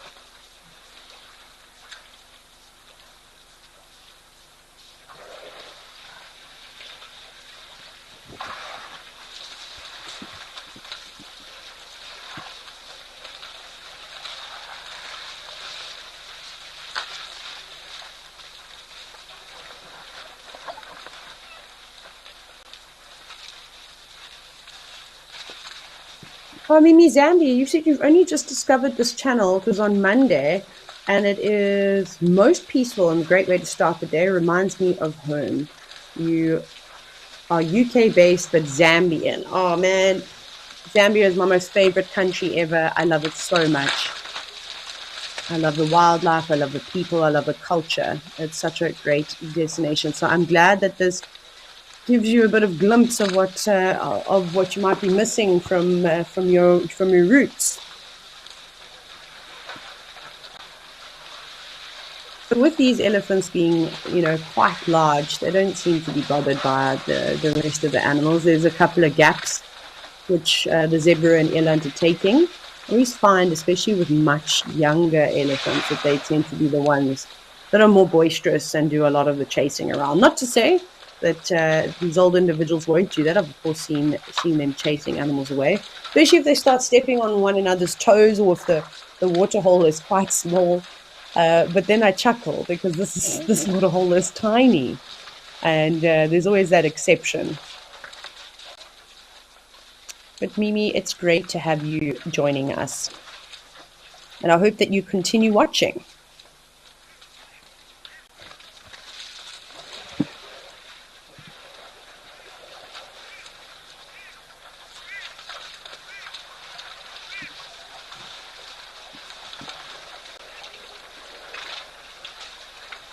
Well, here's a great question from Stephen Rousseau asking if I've ever been charged by an elephant on safari. Yes, I have. I think every single guide at some point in their career gets charged. I thankfully haven't been charged that many times. Let me just try and remember. So I had one very scary experience with elephants at Kariga, but it wasn't quite a charge.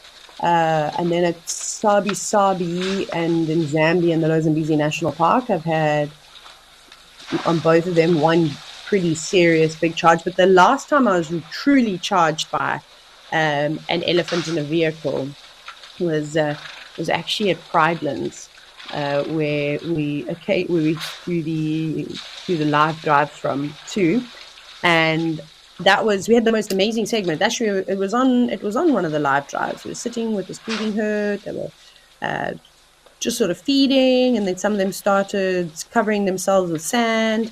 And I think we must have done maybe a 20-minute segment with them. It was great. And so I said to my cameraman, who was Gert, I said, Gert, when we finish this segment, I think we'll kind of move out because we got a little bit of a gap that we could carry on. And it was so beautiful. Everything was peaceful. And as we started driving away, no one really reacted.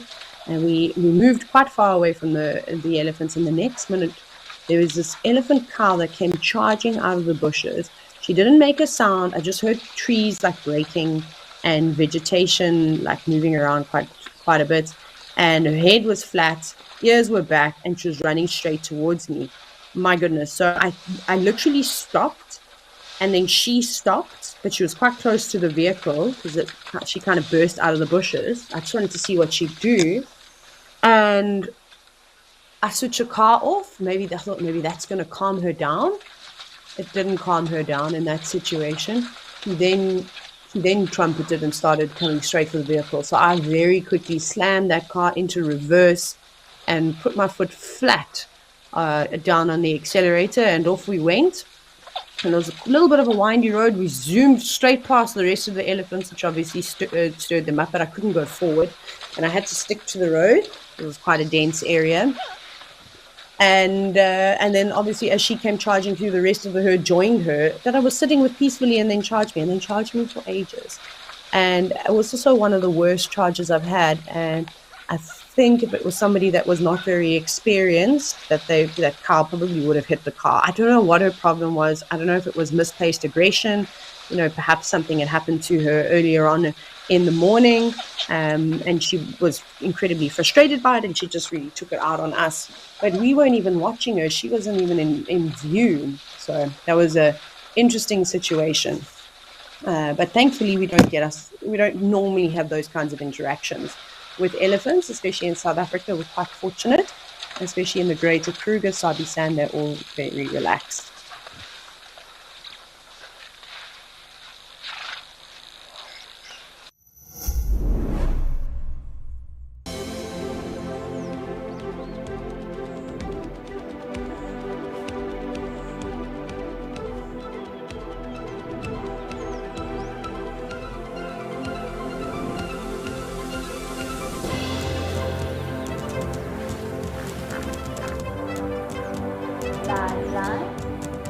Those sounds just go straight through you.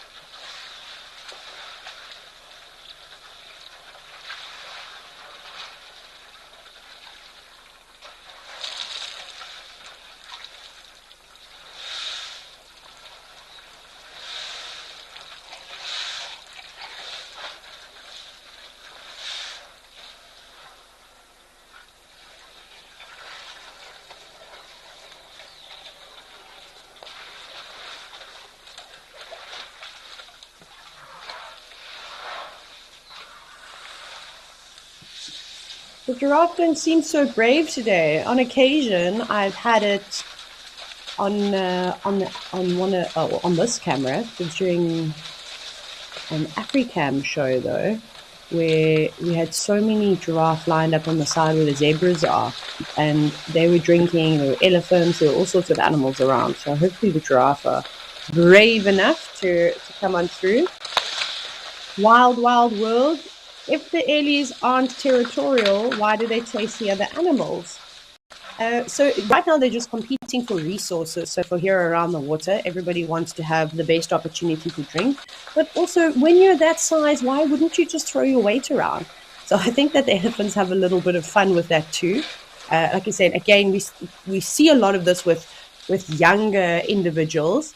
And I think it's just sort of seeing, like, testing it out. Like, hey, who can I chase away? Who's going to react the most? Like, so it really just depends. I had um, an interesting sighting as well, where this is on one of the cameras too, where a herd of elephants came charging at one wildebeest individual that was just like, I'm not moving, and didn't really react, and was completely relaxed about the entire situation. The elephants were not happy at all that they weren't getting a reaction out of it.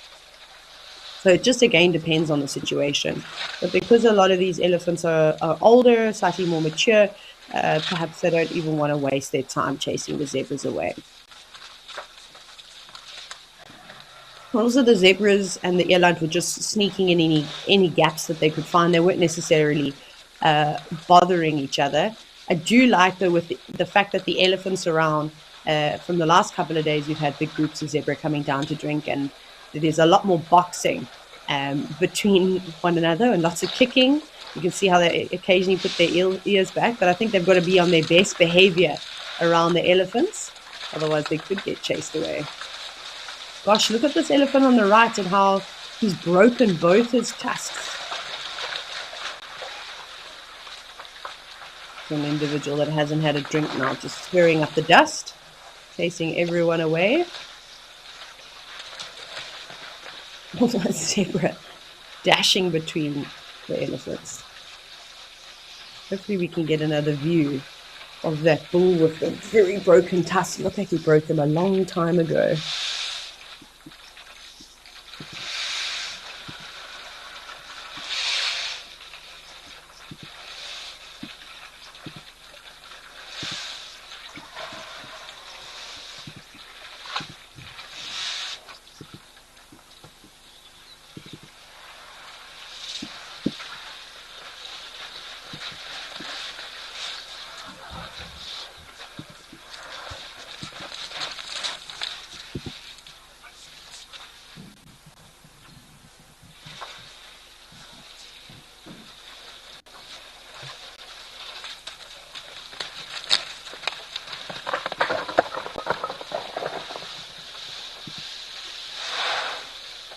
This female zebra that looks quite heavily pregnant, she's not giving way for anybody.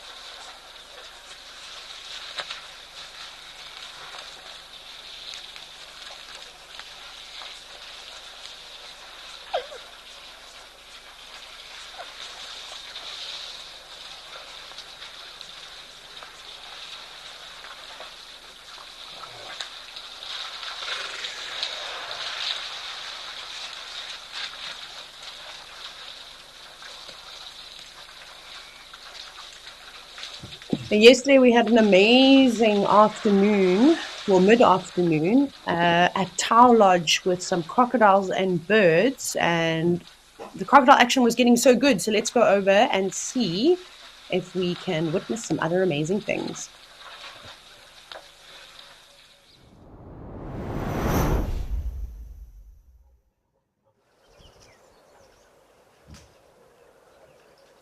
Wow, that's a nice close-up view of a big crocodilian. These are, of course, the Nile crocodiles. Fast asleep. You can see its eyes are tightly bound shut, and a rather plump individual. Definitely no shortage of food.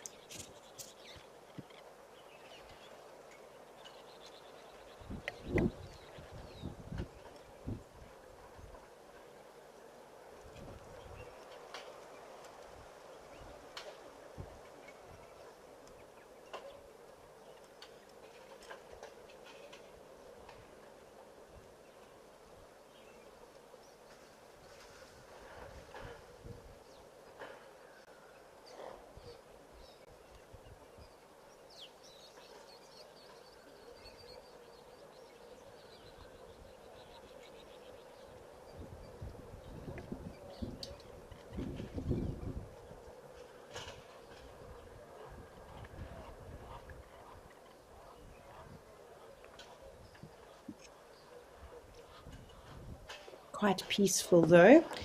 They're just basking in the sun, enjoying the warmth of the day. Maybe we can have a scan around and see if we can find any of the other crocodiles. There are plenty at this waterhole. That's kind of ideal habitat for them.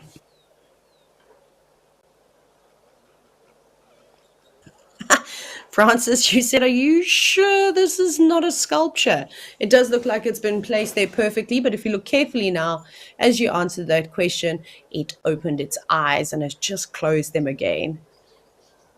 And if you look very carefully, it's difficult to see though. You might be able to see the movement as it breathes, but subtle. But the opening of the eye definitely confirms that it is alive. Quite a few times, because crocodiles sit so still, I've been fooled by logs in the distance, and many a time called them a crocodile.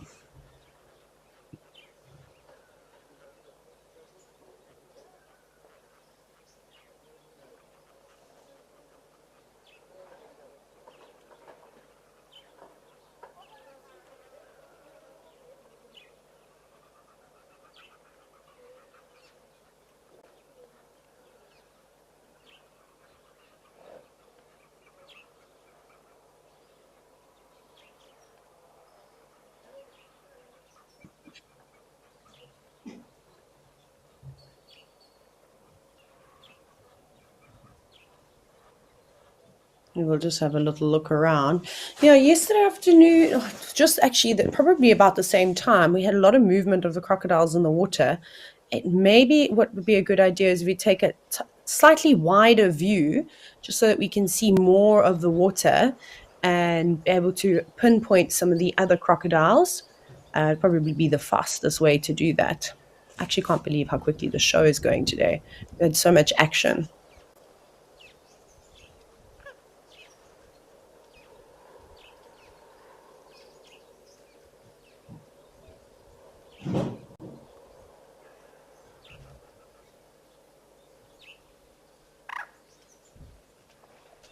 We could probably zoom out even more.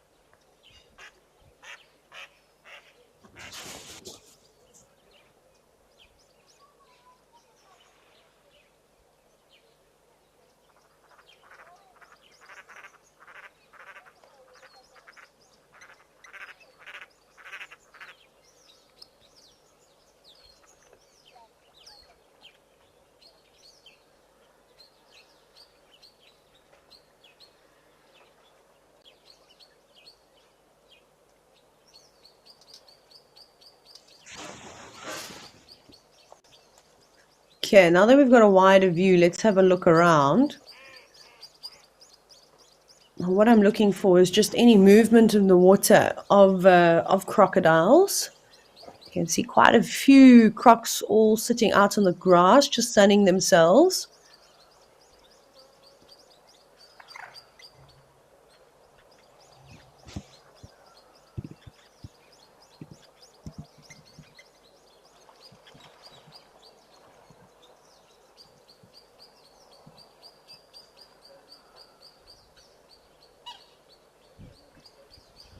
It also looks like there's Tessabee at the background. It looks like it.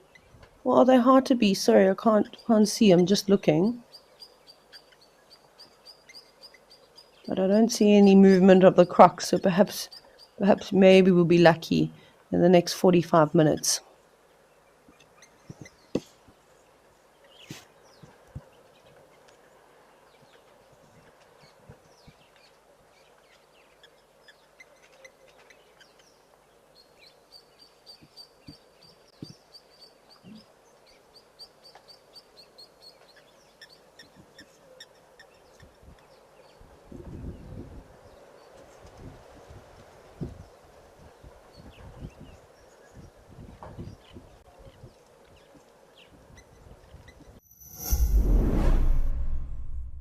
Do you love relaxing at a waterhole with the sights and sounds of Africa all around you?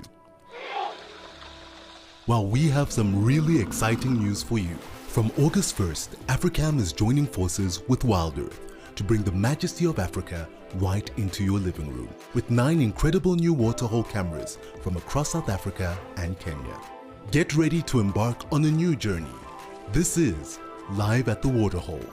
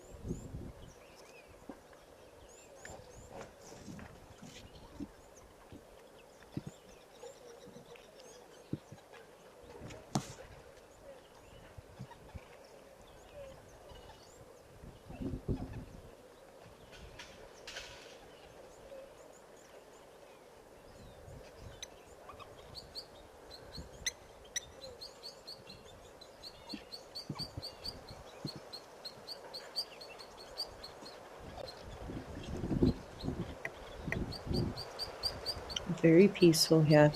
I do stand to be corrected. I think those were red hartebeest that maybe came down to drink and off they've moved. It was looking very quiet on the crocodile front. Maybe I was really hoping that we'd get some action again.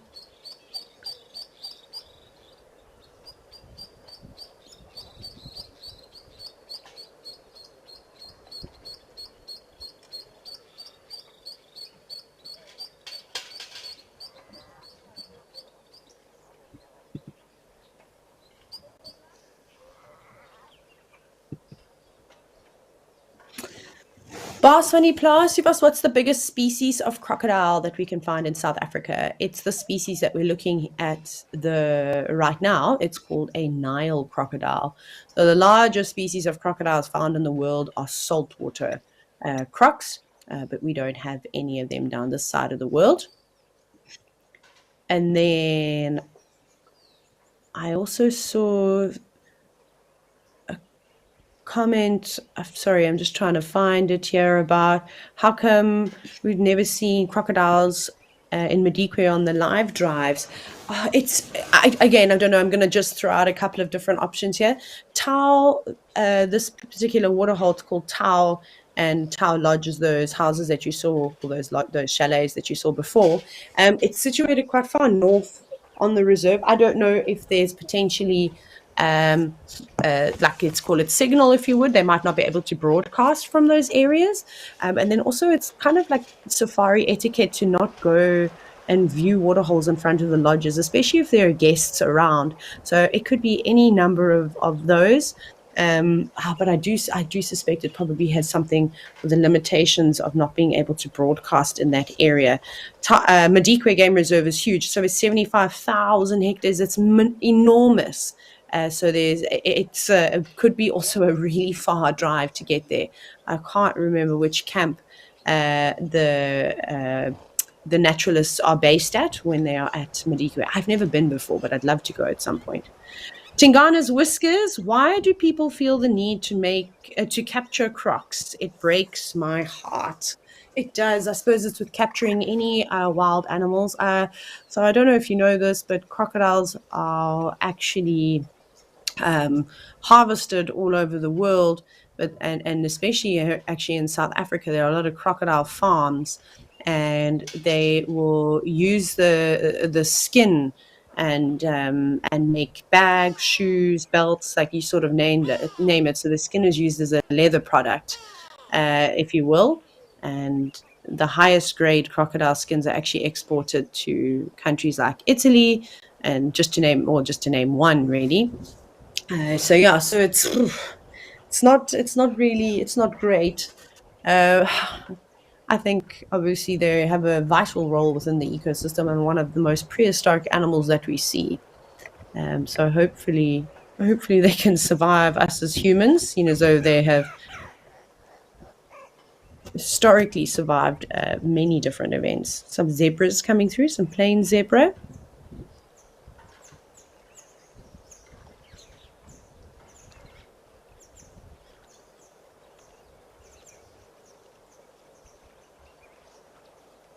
It doesn't even seem like a lot of the birds are very active today. Everyone's quiet. I think it was going to be quite hot at Madikwe, if I'm not mistaken. I don't know why I thought I saw temperatures exceeding 35 degrees Celsius, so it could be quite warm already. Animals might be just taking a break, seeking some shade elsewhere. The birds probably very warm and have been doing a lot more of their fishing, maybe a bit earlier.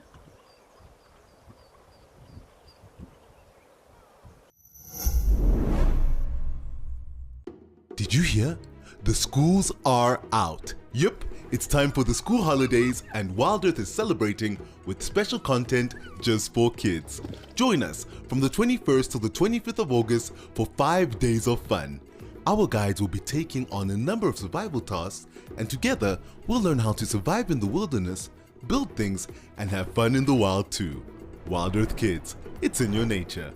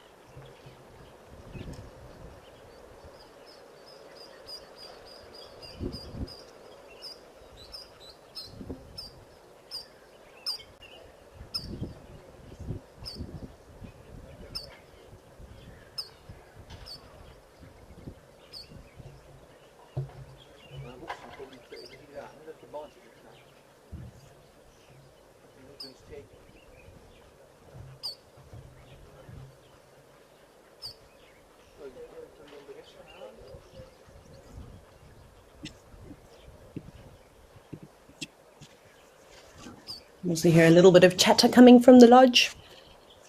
I'm sure everybody is back from their morning safari, maybe having brunch, or even just sitting out on the deck admiring the view.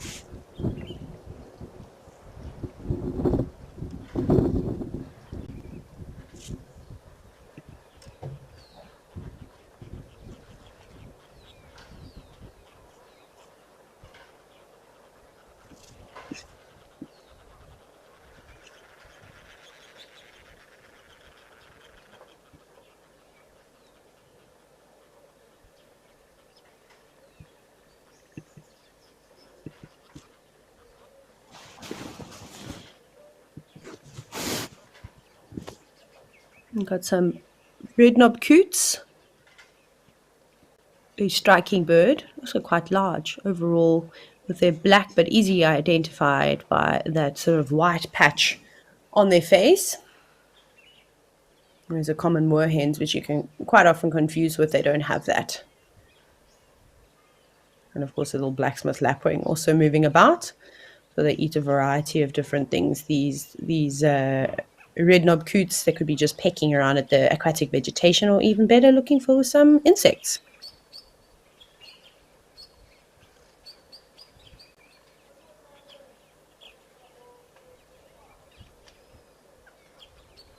This is such a great area for them. It must be quite amazing during the rainy season. Can you imagine how many birds, especially when all the migratory birds start to arrive? This would be a perfect spot to sit if you are a twitcher.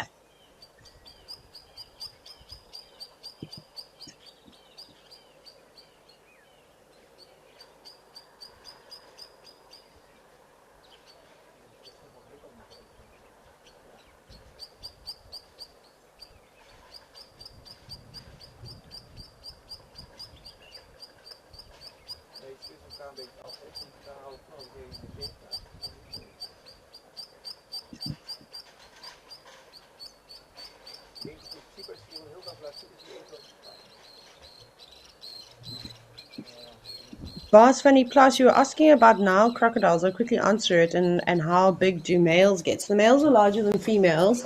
I think it also just depends on where you are. I do think food availability in an area like Madikwe is perhaps not more restricted. That's the wrong word. But I haven't seen, like just in this waterhole here, we haven't seen like exceptionally large individuals. However, where I have seen some of the biggest crocodiles is in Kenya, in the Masai Mara, specifically along the Mara River, and then also in Zambia on the Zambezi River. And I'm sure in the Okavango Delta in Botswana, you'll see some really big crocodiles. So there they should weigh in excess of over a ton. The crocodiles that we're looking at the moment, it's a bit difficult to tell, but I think the biggest one I've seen there is probably only at about 3 meters. Which is not big in comparison to how big the other individuals get, and they get so fat too. There's just so much food around, but it's a bit quiet here at Tau Lodge. Let's head across to Okukuyo. There's a couple of antelope, and maybe some more animals will arrive on the scene.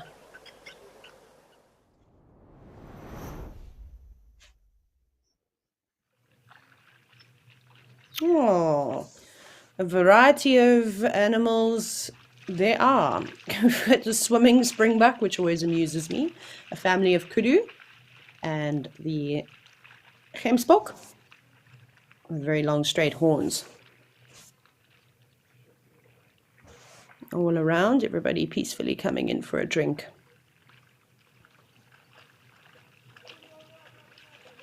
Look at that one springbuck right in the middle. She looks like she's just really enjoying herself. She doesn't even look like she's necessarily. Are you drinking? It's hard to tell. I think just being in the water and cooling down must be so great. I'd definitely do that. And these animals have learned that there's no crocodiles in the area, so it is safe to do so. You wouldn't want to be doing this in Madikwe or anywhere in Kenya. You have to be quite careful. So some of the females look like they are pregnant. We should, in the next, what are we in now? In the next 2-3 months, start to see lots of young animals, which is something to look forward to. That could also increase the sightings of predators, with there being so much more food available and easier to catch, sadly for the little ones. But it is a part of the ecosystem, as we all know.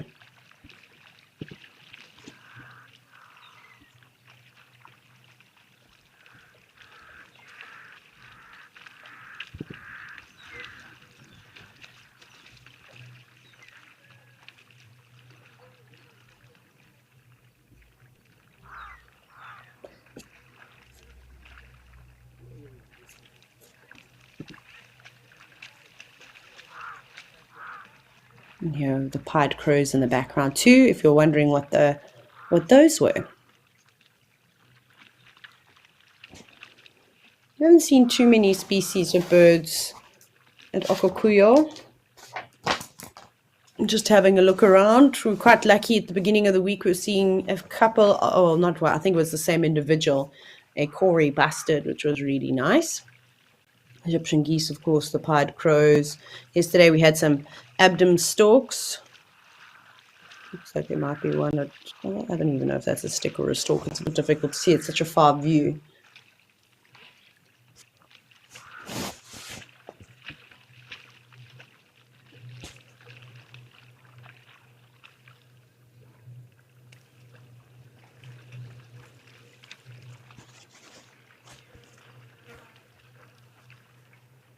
Rather peaceful and quiet today. And no luck, sadly, with a black rhino coming down to drink. Again, I think maybe earlier in the morning or a little bit later during the day, we could have a better chance of seeing them. Probably out taking cover in the tree line.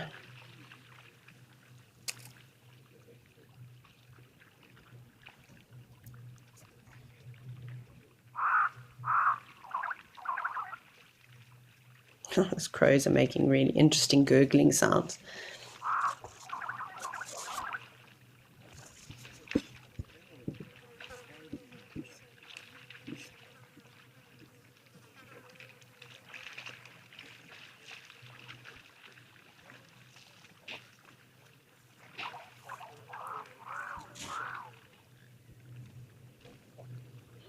Oh, Lady Macbeth, you said was it not too late in the season to see abdom storks? No, we had quite a few of them yesterday. Just remember, some populations of these birds that do travel will stay a little bit longer. Some arrive earlier and then some leave later. Even starting to see a lot more migratory birds that are becoming more resident. And there's no need for them to move. Quite often it will be a juvenile, a youngster, that does that. Kathy Lee, you said, is it a stick or a stork or a rock? Is that a lion? So this is exactly what I go through every single day. And I was saying it's so hard because obviously as guides we pick up our binoculars straight away and we have a closer look. But it's difficult on the cameras to kind of make out what's going on all the time. So your guess is as good as me. Good as me, good as mine. Goodness gracious, Taylor, drink more water.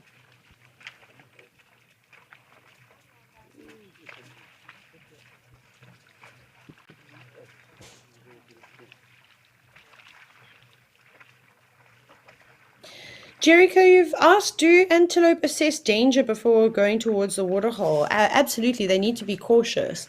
I think the advantage at this particular waterhole is that it is so open. There's not much vegetation around for predators to sort of hide in. Of course, there's a couple of trees that you can kind of see just a short distance away from the waterhole. So any animal that comes down to drink, maybe except elephants, they kind of just charge on in, but they will take note. So just because it doesn't always look like they're assessing danger, maybe in the sense that we would, their hearing is phenomenal, and so is their sense of smell. So I find that zebras are some of the more nervous drinkers. They take ages to come to a water's edge. They stop and stare at a distance away, listen, and then finally come on down. But it's always a risk because, you've got your head down, you're drinking, there's probably a lot of noise around you from the other animals drinking, and you could be vulnerable to an ambush. But animals have to drink.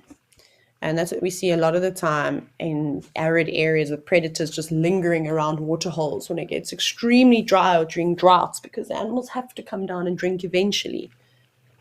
And they'll try to utilize those opportunities then.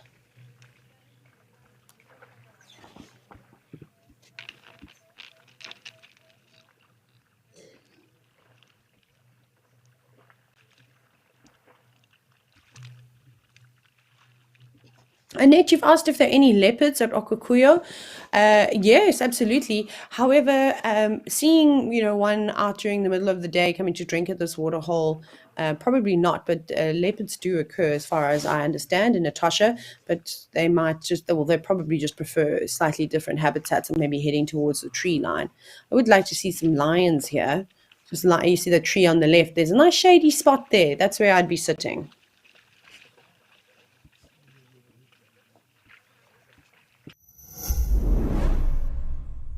Did you know that the WildEarth team makes weekly behind the safari content? Would you like to get to know the WildEarth family better? See how we live. This is Igor's bedroom. Learn about our production process. And see the antics that happen off camera. Sign up to be an explorer and you will get access to all this content and more.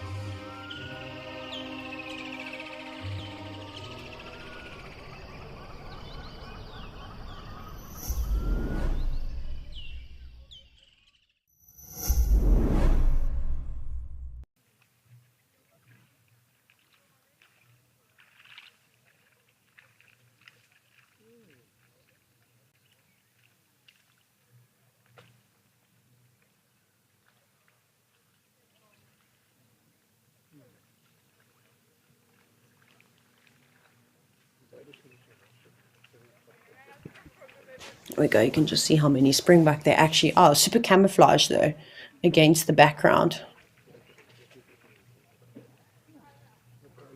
There's also a lot of evidence that there were many more trees in the area. I suspect that it's the elephants that have done that. Very important for shaping our ecosystems. But speaking of elephants, let's head back over to Aldonio for the last 15 minutes of the drive and just enjoy them.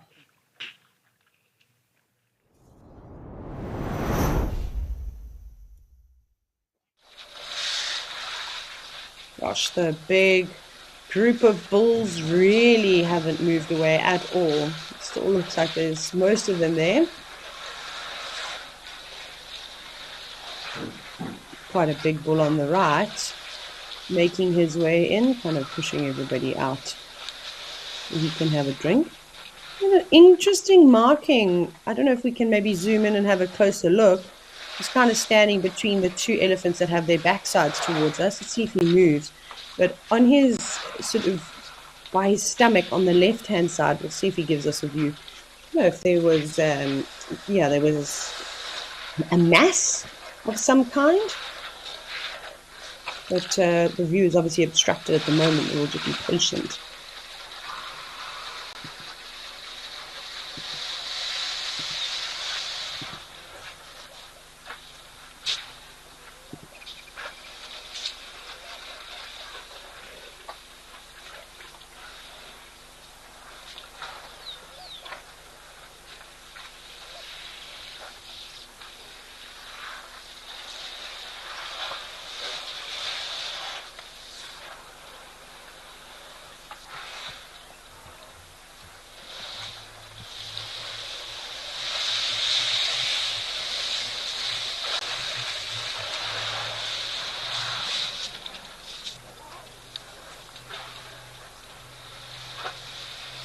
There's of course a bit of a delay with the cameras.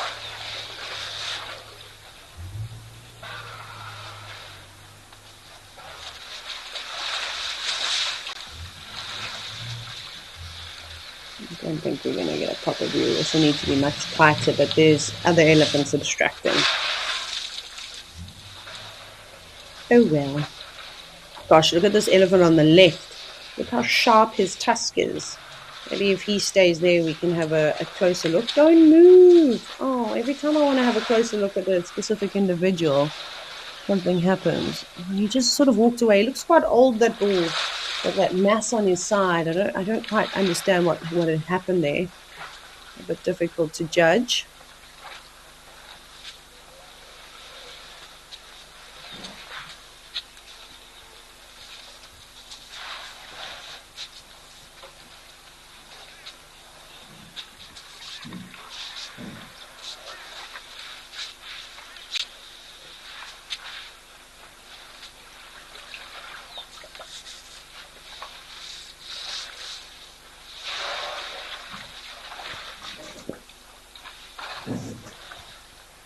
Maybe he comes around again though and gives us another opportunity to have a look.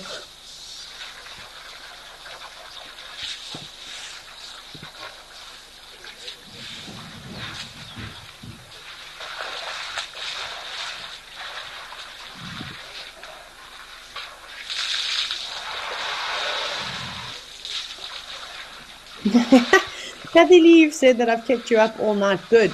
Thank you for keeping me company and everybody else company. It's always tough, of course, to switch off and do the same thing. The fear of missing out.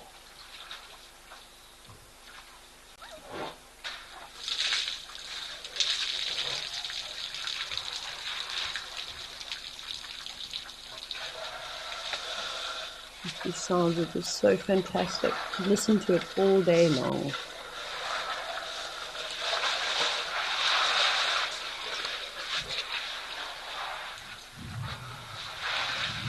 Big cluster coming through again.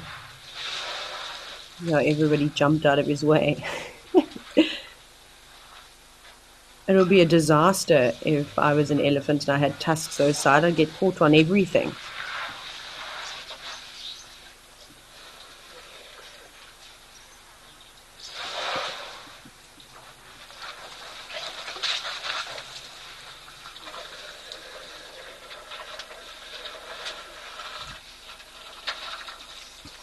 There's a few of you that are jumping off. I suppose it's quite late for some of you. And then for some of us here, it's just sort of getting to midday. And everybody's going to be counting down the hours until they finish work. Dave Wilson, you've asked, how do the animals know that there are no crocs in a waterhole? Or they don't. This is the tricky thing, they don't. It's highly unlikely that there are any crocodiles in this waterhole that we're looking at now at El Doño in Kenya. It's so small, the animals have been trampling around in there, so it would not be a great spot for a crocodile because it's a very well used area. And yes, of course, that could be but the crocodile could get a lot of meals, but it would be squashed and trampled, and then they're a lot more vulnerable out in the open than they are in the water where they feel more comfortable. So animals will typically approach water holes cautiously, and there is a risk. But for example, in Okokuyo, in Etosha, there aren't any crocodiles at all. And they have not been for an incredibly long time, or I actually don't think they ever occurred there, just because of how arid it is. Maybe an exceptionally long time ago, they could have occurred there if there was more water around. But for the most part now, so those animals have just learned over time that there's nothing in there.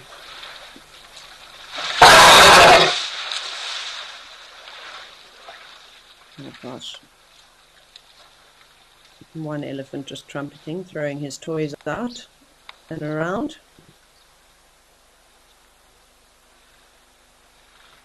He doesn't seem to be too impressed. He's also not the biggest individual there. Everyone's just kind of gave way to him. But most of the elephants have already come down and had a drink.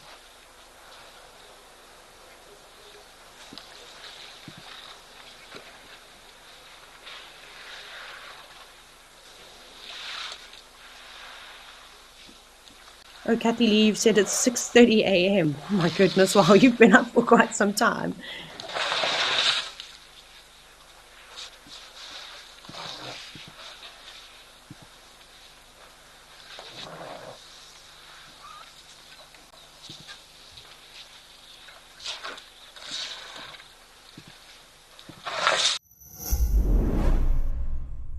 Stay up to date with the latest happenings at WildEarth.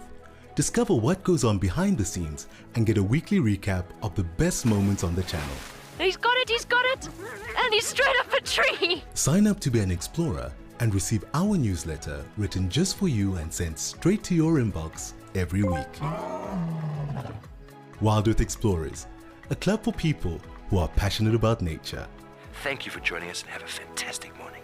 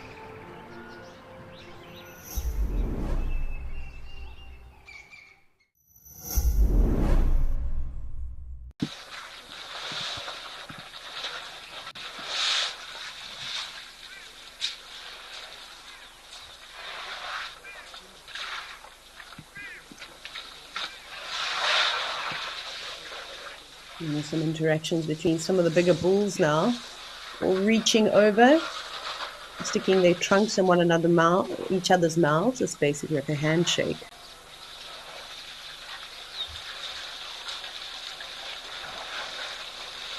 And the giraffe is still waiting for their turn. They must be getting impatient now.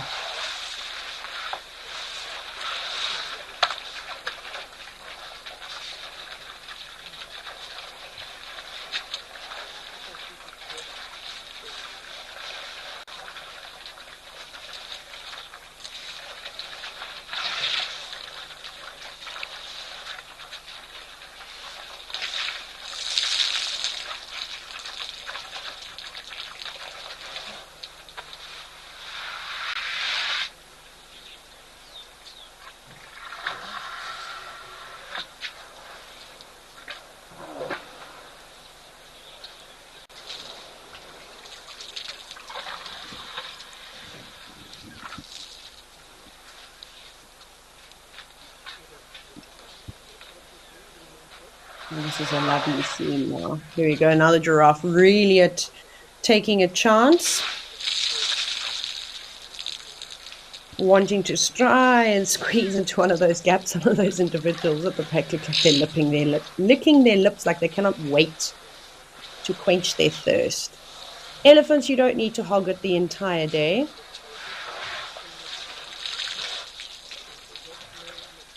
But they have been incredibly patient, just sitting at the back. Well, not just sitting, just standing at the back, lingering. Just do what the zebras and eland did, come around the other side.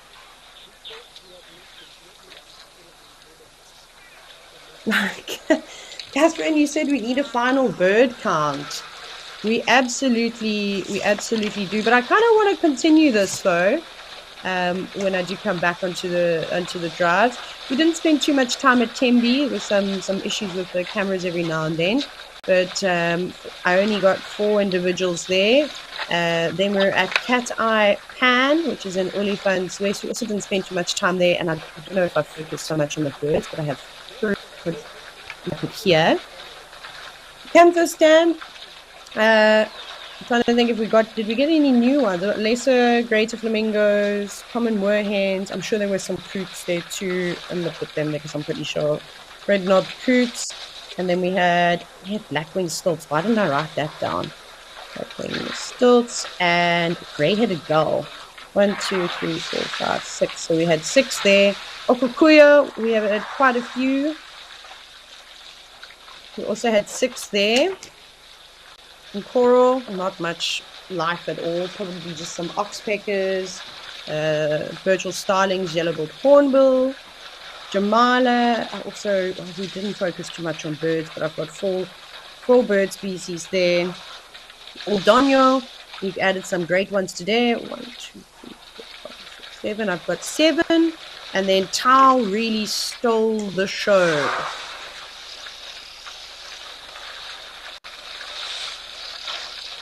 I've got 14 bird species at Tau. Of course, these lists are not necessarily very accurate because of not being able to zoom in all the time. And some of the IDs were quite tricky, but I'll definitely continue this list whenever I'm on the Waterhole show. Isn't that quite funny to see the giraffe say just appearing above the elephants? You can really see how much taller the land giants in terms of height are. Come on, squeeze in that gap, I dare you. I don't know how tolerant the elephants would be of something like that. But we have seen giraffe and elephants drinking at this waterhole peacefully together. Just not today.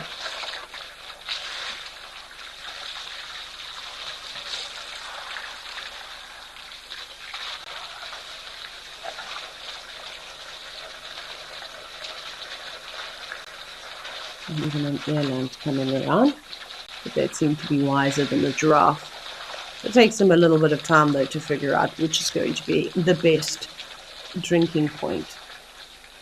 I wonder if the pump today could keep up with all the elephants drinking water.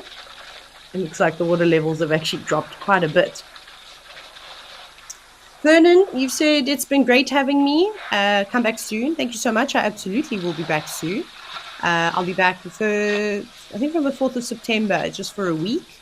And then I'll also be on the live drives, I think from the 16th of September too. And I'll be on for about 3 weeks. So you will get your fix of me. Hopefully you all don't get too bored. But it has, of course, been such a fun time with the live waterholes. And I'm definitely looking forward to hosting you all again. But naturally, you're going to enjoy the time with the other naturalists as well and keep seeing amazing things. So I can't wait to hear, and hopefully if I get a gap here and there, I'll pop this on the TV and just have it in the background too. But a big thank you again to everybody, and I hope for those that are ending work today, have fun. For those who are going to bed, sleep tight. And remember to catch the live drive a little bit later today for the sunset safari. That's going to be good. And yeah, wishing you lots and lots of cats on the live drive. But yeah, cheerio. See you all soon.